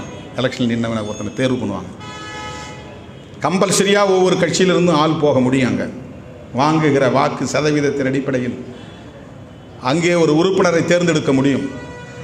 இந்தியாவிலும் அதே மாதிரி விகிதாச்சார பிரதிநிதித்துவ அடிப்படையிலான தேர்தல் முறை வேண்டும் என்று 20 ஆண்டுகளுக்கு முன்பே போர்க்குரல் எழுப்பிய இயக்கம் விடுதலை சிறுத்தைகள் கட்சி. இதெல்லாம் தமிழ்நாட்டு அரசியல் யாரும் பேச கிடையாது. எலக்டோரல் சிஸ்டத்துக்குள்ளே ஒரு ரிஃபர்மேஷன் வேணும்னு நம்ம தான் கருத்தரங்கு நடத்தணும்.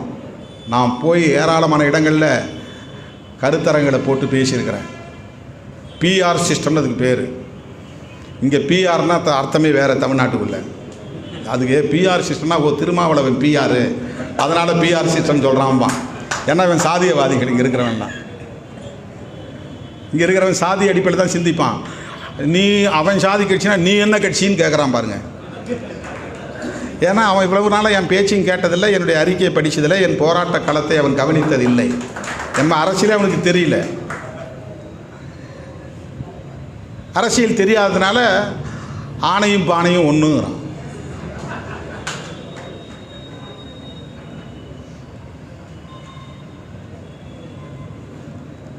இதுதான் தமிழ்நாட்டு அரசியலின் அவலம்.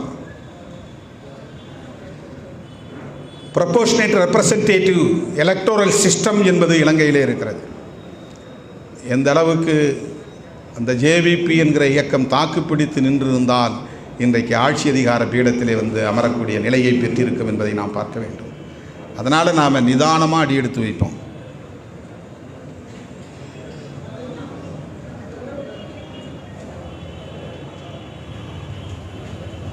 எதிர்காலம் நம்மை நோக்கி வருகிறது, நாம் எதிர்காலத்தை நோக்கி போக வேண்டாம். அதிகாரம் நம்மை நோக்கி வரும், நாம் அதிகாரத்தை தேடி போக வேண்டாம். நாம் கொள்கை பிடிப்பில் உறுதியாக இருந்தால், போர்க்குணம் நீர்த்து போகாமல் இருந்தால், உரிமைகளுக்கான குரலை எழுப்புகிற நேரத்தில் எழுப்பினால், பாருங்க, அந்த எக்கனாமிக்கல் கொலாப்ஸ் நடந்த நேரத்தில் மக்களோடு திசநாயக்க நின்றதுனால்தான் 2 வருஷத்தில் 40% ஓட்டு இன்க்ரீஸ் ஆகிருக்கு. எவ்வளோ பெரிய பாய்ச்சல் பாருங்கள், எவ்வளோ பெரிய பாய்ச்சல். எனது அருமை தோழர்களே, ஈழ விடுதலை களம் என்பது நமக்கு ஒரு படிப்பினை. இந்திய அரசு எப்படி அதில் தலையிட்டது, இப்போது எப்படி தலையிடுகிறது. இப்போ இந்த தேர்தலில் என்ன பண்ணாங்க தெரியுமா? பிரதமருடைய பாதுகாப்பு ஆலோசகர்னு ஒருத்தர் இருக்கார், டாக்டர் அஜித் தோவல். அவர் இங்கேருந்து அவர் 80 வயசு. அவர் இங்கேருந்து மெனக்கெட்டு இலங்கைக்கு போய் உட்கார்ந்து தமிழர்களுக்கெல்லாம் அட்வைஸ் பண்ணிட்டு வந்தார். நீ எல்லாம் சஜித் பிரேமதாசாவுக்கு தான் ஓட்டு போடணும்னு. அரியநேந்திரனுக்கு போடக்கூடாது, சஜித் பிரேமதாசா. தங்களுக்கு வேண்டிய ஒரு ஆள் குடியரசுத் தலைவராக வந்துவிட்டால் இந்தியா விரும்புவதைப் போல் இலங்கையை ஆட்டி படைக்க முடியும். ஆனால் இதுவரையில் இந்தியா விரும்பியதைப் போல் இலங்கையில் ஒரு குடியரசுத் தலைவரையோ பிரதமரையோ இதுவரையில் தேர்ந்தெடுக்க முடியவில்லை. அமெரிக்காவோ சீனாவோ தான் அதை தீர்மானிக்கிறது. இப்போ சீனா அப்படி ஒரு மாற்று சக்தியாக வளர்ந்து நிற்கிறது. ரணில் விக்ரமசிங்கே அமெரிக்கா வழிகாட்டுதலின்படி நடக்கிற ஆள், ராஜபக்சே சீனா வழிகாட்டுகிறபடி நடக்கிற ஆள். இதெல்லாம் உலக அரசியல் என்று சொல்லப்படுகிறது. இப்படியெல்லாம் தலையீடுகள் இருக்கின்றன. எல்லா தேர்தல்களிலும் ஏகாதிபத்தியங்கள் தலையிடும். 3ஆம் உலக நாடுகளில் இந்தியாவும் ஒரு ஏகாதிபத்தியம்தான். வல்லரசுகளோடு ஒப்பிடுகிற போது இது வல்லரசு அல்ல. ஆனால் எளிய நாடுகளோடு ஒப்பிடுகிற போது இந்தியா ஒரு வல்லரசு, கொள்கையை தீர்மானிக்கிற இடத்திலே இருக்கிறது. எனவே நமக்கு தேசிய பார்வை தேவை, சர்வதேசிய அளவிலான அரசியல் பார்வை தேவை. ஈழத்தமிழர் பிரச்சனைகளை சர்வதேசிய அரசியல் பார்வையோடு தான் அணுக வேண்டும். இந்தியாவை பொறுத்தவரையில் சாதி பிரச்சனை, மத பிரச்சனை, மது போதைப்பொருள் ஒழிப்பு பிரச்சனை, இவற்றையெல்லாம் தேசிய பார்வையோடு தான் அணுக வேண்டும். கல்வி பிரச்சனையை மாநிலம் சார்ந்து நாம் உரிமையை எழுப்பலாம். ஆனால் மதம் சார்ந்த பிரச்சனையை ஒரு மாநிலத்துக்குள்ளே சுருக்கி நீங்கள் அதுக்கு தீர்வு காண முடியாது. அது அகில இந்திய பார்வையோடு இணைத்து பார்த்தால் தான் அதற்கு தீர்வை தேட முடியும். சாதி ஒழிப்பு அரசியல் என்பது வெறும் தமிழ்நாடு எல்லைக்குள்ளேயே தீர்வு கண்டுவிட முடியாது, அதை ஒரு தீவாக்கி விட முடியாது. தமிழ்நாடு இந்தியா முழுவதும் இருக்கிற சாதிய கட்டமைப்போடு இணைந்த ஒரு பகுதி. குஜராத்திலே என்ன சாதிய தர்மம் இருக்கிறதோ அதுதான் தமிழ்நாட்டிலும் இருக்கிறது. உத்தரப்பிரதேசத்தில் என்ன சாதிய வன்கொடுமைகள் இருக்கின்றனவோ அந்த சாதிய வன்கொடுமைகள், அந்த டிஸ்கிரிமினேஷன் இங்கேயும் இருக்கிறது. அதெல்லாம் சிமிலாரிட்டிஸ், அதுதான் ஹோமோஜீனஸ். இந்த பார்வை நமக்கு தேவை. எனது அருமை தோழர்களே, தேர்தல் நேரத்தில் கவனமாக இருக்க வேண்டும். ஆளாளுக்கு கருத்து சொல்லக்கூடாது. வாயை பிடுங்க வம்புக்காரர்கள் வருவார்கள். ஒரு வார்த்தையை வைத்துக்கொண்டு 1 மாதம் அரசியல் செய்வார்கள். குழப்பத்தை ஏற்படுத்த பார்ப்பார்கள், குழி பறிப்பார்கள், சதிவலையை பின்னுவார்கள்.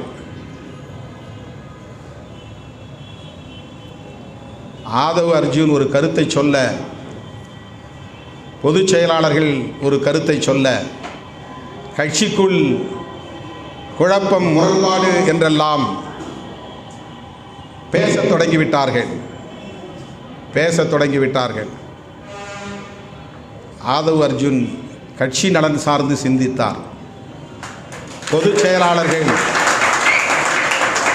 செயலாளர்கள் கட்சி நலன் முக்கியம், அதைவிட இன்றைக்கு நாம் பயணித்துக் கொண்டிருக்கிற கூட்டணி நலனும் முக்கியம். கூட்டணி உடைந்து போனால், முறிந்து போனால் அடுத்து என்ன என்கிற பெரிய கேள்விக்குறி இருக்கிறது. நாம் ஒரு சேஃபர் சோனில் நிற்காமல் எந்த யுத்தத்தையும் நடத்தக்கூடாது. ஒரு யுத்த களத்தில் வித்ராயல் செய்வதற்கு ஒரு சேஃபர் வேணும். நீ வண்டி ஓட்டிக்கிட்டு போகிற எதிரி வரான், நீ வித்ரா பண்ணுறதுக்கு உனக்கு பின்னால் வழி இருக்கணும். லெஃப்ட்லேயோ ரைட்லேயோ நீ ரிவர்ஸ் எடுக்கணும். வண்டியை ரிவர்ஸ் எடுக்க முடியாமல் போய் முட்டுச்சந்தில் நிற்கக்கூடாது. சேஃபர் சோன் இல்லாமல் விளையாடவே கூடாது. நம்முடைய முன்பக்கத்தில் தான் எதிரியை நிப்பாட்டி நாம் யுத்தம் செய்ய வேணும். நம்மளை சுற்றி எதிரிகளை நிப்பாட்டிடக்கூடாது, நிப்பாட்ட அனுமதிக்கக்கூடாது, நம்மை சுற்றி வளைக்க அனுமதிக்கக்கூடாது. அதுதான் செக் மேட், சுற்றி வளைத்தல்.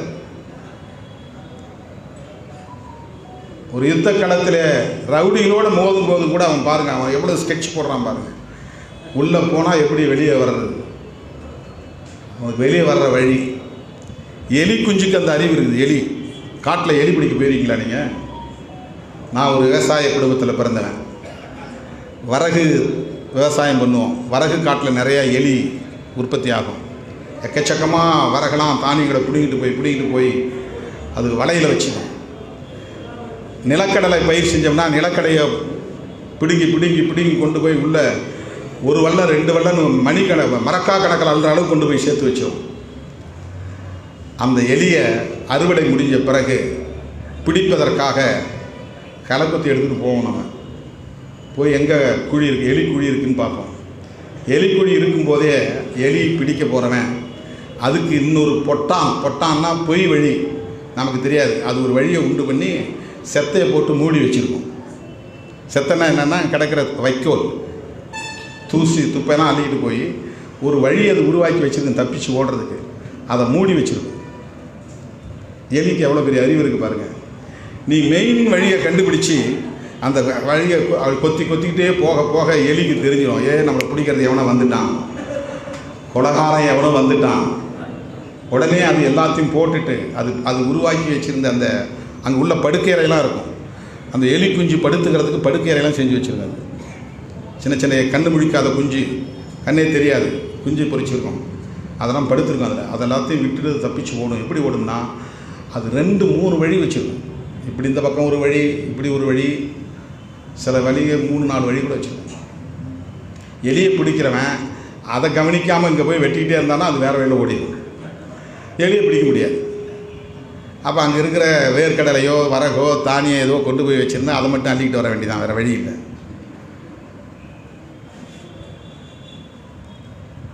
பொட்டான்னு அதுக்கு பேர் கிராமத்தில் சொல்லுவாங்க. பொட்டான்னா பொய்யான ஒரு வழி, தப்பிக்கிற வழி, சீக்ரெட் வழி, ரகசிய வழி. எலிக்கே அந்த அறிவு இருக்கிற போது யுத்த களத்தில் இருக்கிற நமக்கும் அப்படி வழி தேவை. எந்த களமாக இருந்தாலும் இதுக்கு எவனாவது கதை கட்டுவான். யூகவாதங்கள் வரும், கற்பனாவாதங்கள் வரும். ஆளாளுக்கு ஒரு ஸ்டோரியை சொல்ல ஆரம்பிப்பான், ஒரு நேரேஷன். திருமாவளவன் என்ன சொல்ல வராரு, அவர் இப்படி சொல்றது ஏதோ ஒரு ட்விஸ்ட் வைக்கிறாரு. ஏதாவது யாராவது சொன்னால் போகிறாங்க. சொல்கிறேன், உங்களுக்கு புரிஞ்சுன்னு சொல்கிறேன். சும்மா உணர்ச்சி வயப்படக்கூடாது. நம்ம எல்லோரும் குறைத்து மதிப்பிடுகிறார்கள்.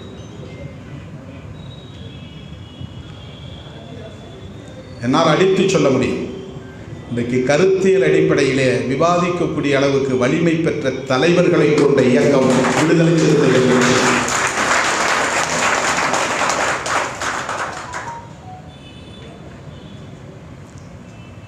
தேர்தல் வியூகங்களை வகுத்து செயல்படக்கூடிய அளவுக்கு வலிமை பெற்ற இயக்கம் விடுதலை சிறுத்தைகள் கட்சி. சராசரியாக இது ஒரு சாதி சங்கம் தானே, சாதி கட்சி தானே என்று நினைக்கிறார்கள். நாங்கள் மெதுவாக அடியெடுத்து வைப்பதற்கு காரணம், நாங்கள் எங்களை ஒரு பொலிட்டிக்கல் ஆர்கனைசேஷனாக டிரான்ஸ்ஃபார்மேஷன் செய்து கொண்டிருக்கிறோம். ஒரு பரிணாம மாற்றத்தை நோக்கி நாங்கள் நகர்ந்து கொண்டிருக்கிறோம். 30 ஆண்டுகளாக எங்கள் மீது குத்தப்பட்டிருந்த சாதிய முத்திரையை துடைத்தெறிவதற்கான பொறுமையையும் சகிப்புத்தன்மையையும் நாங்கள் கடைபிடித்து அங்குலமாக அடியெடுத்து வைக்கிறோம்.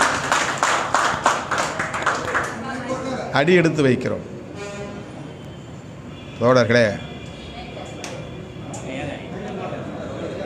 இருங்க இருங்க இருங்க. ஹலோ,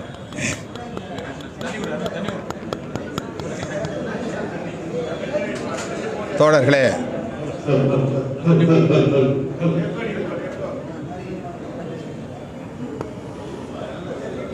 தோழர்களே, ஹலோ ஹலோ, இன்னும் வேலை செய்யலையா? ஹலோ ஹலோ,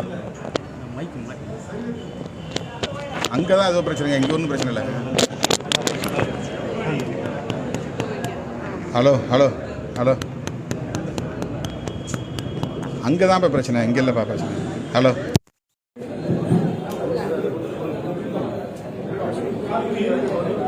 தோழர்களே, கூட்டணி நலன்களுக்கு முன்னுரிமை கொடுத்த ஒரு நிலைப்பாடு, கட்சி நலனுக்கு முன்னுரிமை கொடுத்த இது ஒரு நிலைப்பாடு.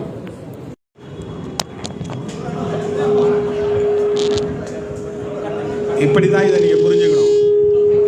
உடனே நாம் ஒருவரை ஒருவர் குறைத்து மதிப்பிடுகிற அந்த அணுகுமுறைகளை செவிமடுக்கக்கூடாது. இவர் இந்த காரணத்துக்காக தான் இப்படி போடுறாரு, இவர் இந்த காரணத்துக்காக தான் இப்படி போடுறாரு. திருமாவளவன் இதையெல்லாம் பார்த்து ரசிச்சுக்கிட்டு இருக்கிறாரு. எனக்கு கட்சி நலனும் முக்கியம், கூட்டணி நலனும் முக்கியம், எல்லாவற்றையும் விட மக்கள் நலன் முக்கியம். அவசரப்பட வேண்டிய அவசியம் எனக்கு இல்லை. உங்களுக்கு 1 மணி நேரத்துக்குள்ளே விடை தெரியணும், எனக்கு அப்படி ஒன்றும் அவசரம் இல்லை. நாங்கள் யாருக்கிட்ட பேசணுமோ பேசிக்கிட்டு இருக்கோம். யாருக்கிட்ட தகவல் பரிமாறிக்கொள்ள வேண்டுமோ பரிமாறிக்கிறோம். அர்ஜுனோட பேசணுமா அர்ஜுனோட பேசணும், ரவிக்குமாரோட பேசணுமா ரவிக்குமாரோட பேசணும். உன் கூட பேசணும்னு என்ன தேவை இருக்கு? ரவிக்குமார் ஒரு ஸ்டேட்மெண்ட் போடுறாங்கன்னா ரவிக்குமார்கிட்ட பேசுகிறேன், என்ன ஏன் போடுறீங்க?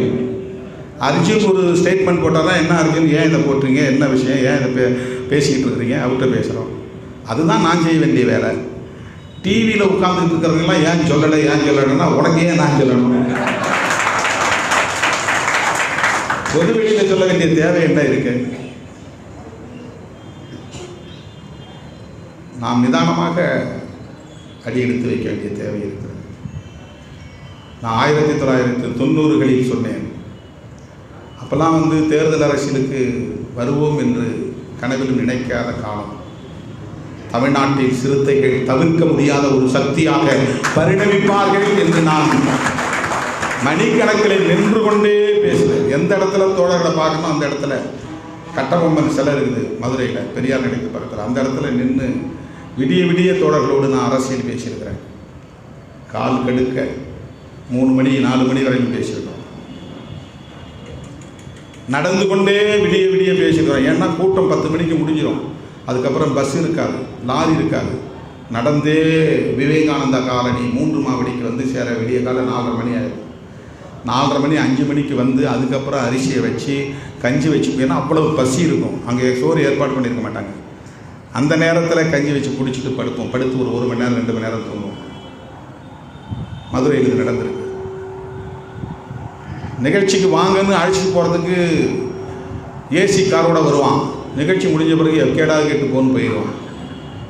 எப்படி போகிறேன்னு கூட கேட்க மாட்டான். கருவனூருக்கு அப்படி தான் அழைச்சி போனாங்க ஒரு காதணி விழாவுக்கு. நிகழ்ச்சி முடிஞ்ச பிறகு பார்க்குறேன் வண்டி இல்லை. எங்கே பாவன் அவன் போயிட்டான். நான் விட்டுட்டு இப்போ எப்படி போகிறது? ஒரு செங்கல் லாரி வந்துச்சு, மறித்து ஏற்றி விட்டாங்க. ஏதோ ஒரு இடத்துல கொண்டு போய் இறக்கி விட்டு அவன் போயிட்டான். அதுக்கு பிறகு நாங்கள் நடந்தே நரசிங்கம்பட்டியில் போய் ஏறி அங்கேருந்து நடந்தே போய் புதூரில் போய் சேர்ந்தோம். மாங்குளம் நிகழ்ச்சி முடிச்சுட்டு மதுரை ஒட்டி மேலூரை ஒட்டி எத்தனையோ பல கிராமங்களில் இரவெல்லாம் நான் கால்களுக்கு நடந்திருக்கிறேன், மக்களை சந்தித்திருக்கிறேன். இரவெல்லாம் தோழர்களோடு சுவரொட்டிகளை ஒட்டி இருக்கிறேன், சுவரெழுத்துக்களை எழுதியிருக்கிறேன். ரயில் நிலையத்து சுவர்களில் வால் ரைட்டிங், அந்த சுவரெழுத்தை நானே பிரஷ் பிடிச்சி எழுதிட்டு அந்த புழுதியில் படுத்து அப்படியே தூங்கியிருக்கிறேன். 4 மணிக்கு மேலே படுத்து அந்த புழுதியில் அப்படியே ஒரு துண்டை விரித்து போட்டு இல்லை போஸ்டர் விரித்து போட்டு படுத்துறேன். முதுகுலாம் வலிக்குதுப்பா, நான் படுக்கிறேன், நீங்கள் எழுதிக்கிட்டு இருங்க. அவங்களோட சேர்ந்து போய் சுண்ணாம்பு அடிப்போம். நாங்கள் சுவரில் சுண்ணாம்பு அடித்து தான் மியூசிக்காவை எழுதுவோம். அப்போ சிறுத்தைகள் அணிவகுப்பு அப்படி உருவாக்கிய இயக்கம். வேர்வை சிந்தி ரத்தம் கொட்டி அவதூறுகளை தாங்கி அவமானங்களை சகித்து அங்குலம் அங்குலமாக பரிணமித்திருக்கிற ஒரு பேர் இயக்கம் விடுதலை சிறுத்தைகள் கட்சி. இன்றைக்கு ஆந்திராவிலே சிறுத்தைகளின் கொடி பறக்கிறது, தெலுங்கானா வீதிகளில் கொடி பறக்கிறது, மராட்டிய மண்ணில் அவுரங்காபாத்தில் விடுதலை சிறுத்தைகளின் கொடி பறக்கிறது. இன்றைக்கு கேரளாவிலே கட்சியின் பொதுச் செயலாளர் ரவிக்குமார் அங்கே சிறுத்தைகளோடு பேசிக் கொண்டிருக்கிறார். கோழிக்கோட்டிலே கேரளாவிலே விடுதலை சிறுத்தைகளின் கொடி பறக்கிறது. எங்கோ புதூரில் நான் ஏற்றி வைத்த கொடி, இருவண்ண கொடி, நட்சத்திரம் பொறித்த நீலம் சிவப்பு கொடி இன்றைக்கு இந்தியாவின் கவனத்தை ஈர்த்திருக்கிறது. NDTVயில் இன்றைக்கு கூட்டணி ஆட்சி குறித்து தமிழ்நாட்டின் விவாதத்தை எழுப்பி இருக்கிறது. விசிகா என்று இந்தியாவே திரும்பி பார்க்கக்கூடிய வகையில் விவாதித்துக் கொண்டிருக்கிறார்கள். தலைப்புச் செய்தி, பிரேக்கிங் நியூஸ். NDTV தமிழ்நாட்டில் கூட்டணி ஆட்சிக்கான குரலை ஓங்கி ஒலிக்கிறது விசிகா. விசிகாவுக்கு 4 MLA 2 MP உள்ள கட்சி அது. திமுக கூட்டணியில் இருக்கிற கட்சி என்றெல்லாம் இன்றைக்கு நாடு முழுக்க உரத்து பேசுகிற அளவுக்கு இந்த இயக்கம் வளர்ந்திருக்கிறது என்றால் நம்முடைய பொறுமையும் சகிப்புத்தன்மையும் நிதானமும் அமைதியான பயணமும் தான் தோழர்களே. எனவே நம் கட்சிக்குள் குழப்பத்தை ஏற்படுத்த ஒரு காலம் நாம் இடம் கொடுத்து விடக்கூடாது. நம் கட்சி தோழர்கள் மீது யார் எந்த சந்தேகத்தை எழுப்பினாலும் அதை செவிமடுக்கக்கூடாது. சில பேர் ஆளாளுக்கு ஏதோ ஒரு ஈர்ப்பில் லைக்ஸ் போடுறது, எழுதுறது, கருத்து சொல்கிறது, தயவுசெய்து இதெல்லாம் கைவிடுங்க. இதெல்லாம் இது ஒரு வகையான மேனியா. என்ன தெரியுமா? பைத்தியக்காரத்தனம். அது ஒரு விளம்பர பைத்தியன்னு அர்த்தம். பேர் சும்மா ஏதாவது ஒரு வீடியோ போடுறது, ஏதாவது பேசுகிறது, அதுக்கு லைக்ஸ் கொடுக்கறது, அதுக்கு ஏதாவது நினைச்சதை எழுதுறது, அவங்க இஷ்டத்துப்படிலாம் ஒரு கமெண்ட் கொடுக்கறது. நாம் அதில் போய் சிக்கிக்கூடாது. நம்ம கட்சியை பற்றி கடைசியாய் திருமாவளவன் வாயிலிருந்து என்ன வார்த்தை வருகிறது என்கிற வரையில் நீங்கள் பொறுமை காக்க வேண்டும். நீங்கள் ஒரு ஸ்டாண்ட் எடுக்கக்கூடாது. எல்லா கட்சியிலும் ஆளுக்கு ஒரு கருத்து சொல்கிறாங்க. எந்த கட்சியில் கருத்து சுதந்திரம் இல்லை? எல்லா கட்சியும் இருக்குது.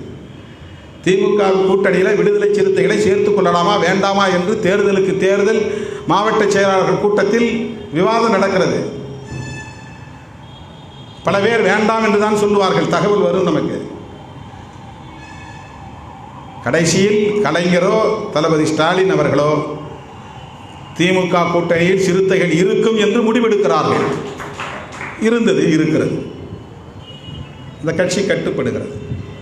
அப்படித்தான் நம்முடைய கட்சியிலும் மாற்று கருத்து சொல்லுவது ஒன்றும் குற்றமில்லை. நாம் மாவோவை படித்தவர்கள். 1000 பூக்கள் மலரட்டும் என்றான் மாவோ. எதிர்கருத்துக்களும் மாற்று கருத்துக்களும் அனுமதிக்கப்படுகிற ஒரு இயக்கம்தான் ஜனநாயக இயக்கமாக இருக்க முடியும். நான் ஏன் அனுமதிக்கிறேன்? பாலாஜி பேசுகிறார், ஷானவாஸ் பேசுகிறார், சிந்தனை செல்வன் ஸ்டேட்டஸ் போடுறார், ரவிக்குமார் ஸ்டேட்டஸ் போடுறார், வன்னியரசு பேட்டி கொடுக்கிறார், ஆதவ் அர்ஜுன் பேட்டி கொடுக்கிறார். இவர்கள் கடைசியில் திருமாவளவன் பேச்சுக்கு உடன்படுவார்கள் என்கிற நம்பிக்கை தான் நான் அமைதியாக. அவர்கள் அவர்களின் கருத்தை சொல்லலாம். ஆனால் கட்சியின் கருத்தாக கட்சியின் தலைமை இறுதியில் என்ன சொல்லுகிறதோ அதை ஏற்று உடன்பட்டு அதற்கேற்ப இயங்கக்கூடியவர்கள் என்கிற நம்பிக்கை தான் என்னுடைய அந்த அமைதிக்கு காரணம்.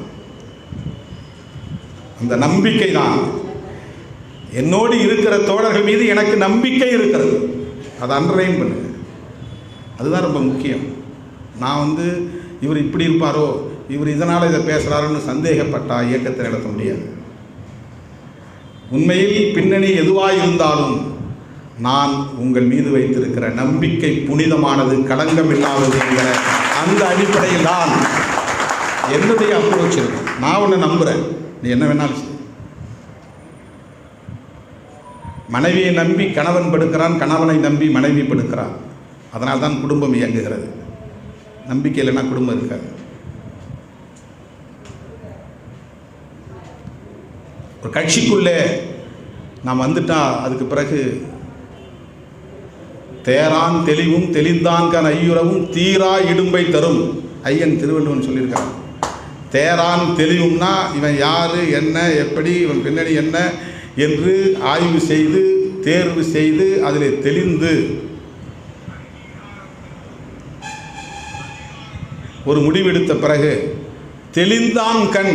அப்படி நீ தெளிந்த பிறகு ஒருத்த மேலே நீ சந்தேகப்பட்டால், நீ முடிவு பண்ணிட்டேன் நான் நல்லவன், நமக்கு வேண்டியவன், இவங்களோட நம்ம நட்பு வச்சுக்கலாம், இவங்களோட நம்ம உறவு வச்சுக்கலாம், தப்பு இல்லை, இவர் சொல்கிறத நம்ம நம்பலாம், சொல்கிறத கேட்கலாம், சொல்கிறது இந்த மாதிரி நம்ம செயல்படலாம் அப்படின்னு நம்பிக்கை வச்ச பிறகு அந்த நம்பிக்கை வைத்த நபர் மீது நீ சந்தேகப்பட தொடங்கினால் தீரா இடும்பை தரும், அதுக்கு தீர்வே இல்லாத துன்பத்தை தரும். 2000 ஆண்டுகளுக்கு முன்னால் ஐயன் திருவள்ளுவன் நமக்கு சொல்லி இருக்கிற அறிவுரை மனித குலத்துக்கு சொல்லியிருக்கிறது. தேரான் தெளிவும். நீ தெளிவு செய்கிறதுக்கு முன்னாடி யார் இருந்தாலும் நீ ஆய்வு பண்ணணும், இல்லைன்னா அவன்கிட்ட பழகக்கூடாது. பழகலாம், அது நட்பாக மாற்றக்கூடாது.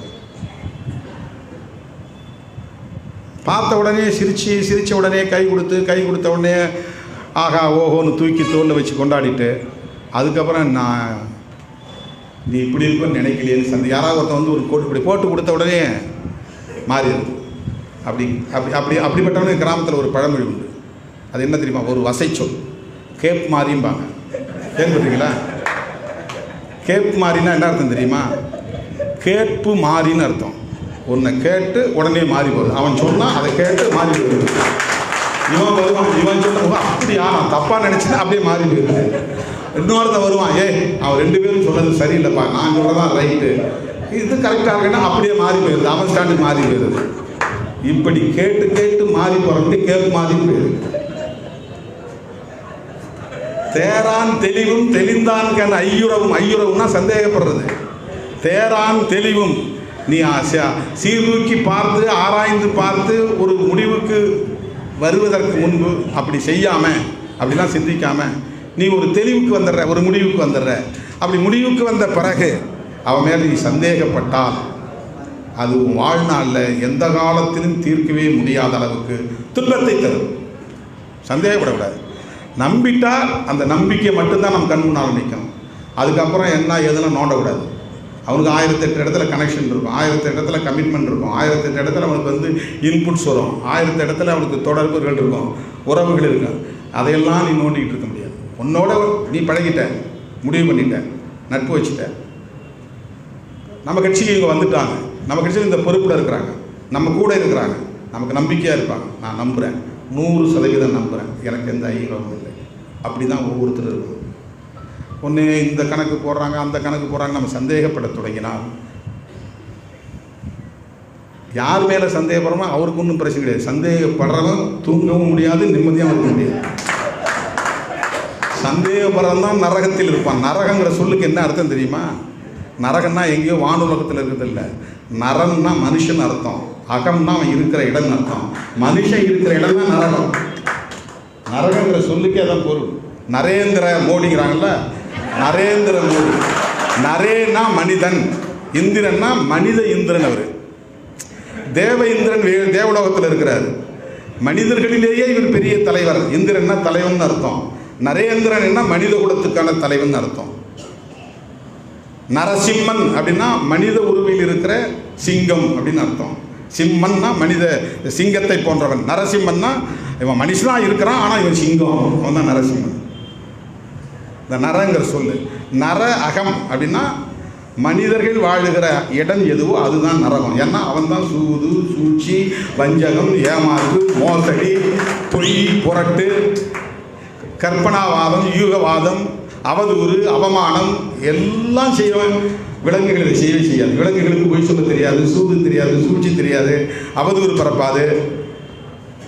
மனுஷன் செய்வான். அதனால தான் விலங்குகள் இருக்கிற இடம் சொர்க்கம், மனுஷன் இருக்கிற இடம் நரகம்.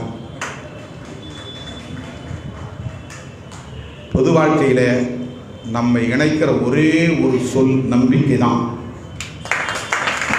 நீண்ட பயணத்திற்கு தேவை நம்பிக்கை தான். அந்த நம்பிக்கையோடு பயணிப்போம். மாவீரர்களின் வாழ்க்கை நமக்கு படிப்பினையாகட்டும். புலிகளின் போராட்ட களம் நமக்கான போராட்ட களத்துக்கு வழிகாட்டும் களமாக அமையட்டும். நாம் ஏற்றுக்கொண்ட கொள்கையில் பிடிப்பாக இருப்போம். நம்மை நம்புகிற மக்களுக்கு நம்பிக்கைக்குரியவர்களாக நம்பகத்தன்மையோடு இயங்குவோம் என்பதை சொல்லி லெப்டினன்ட் கேர்னல் திலீபனுக்கு வீர வணக்கம் செலுத்தி முடிக்கிறேன். நன்றி, வணக்கம்.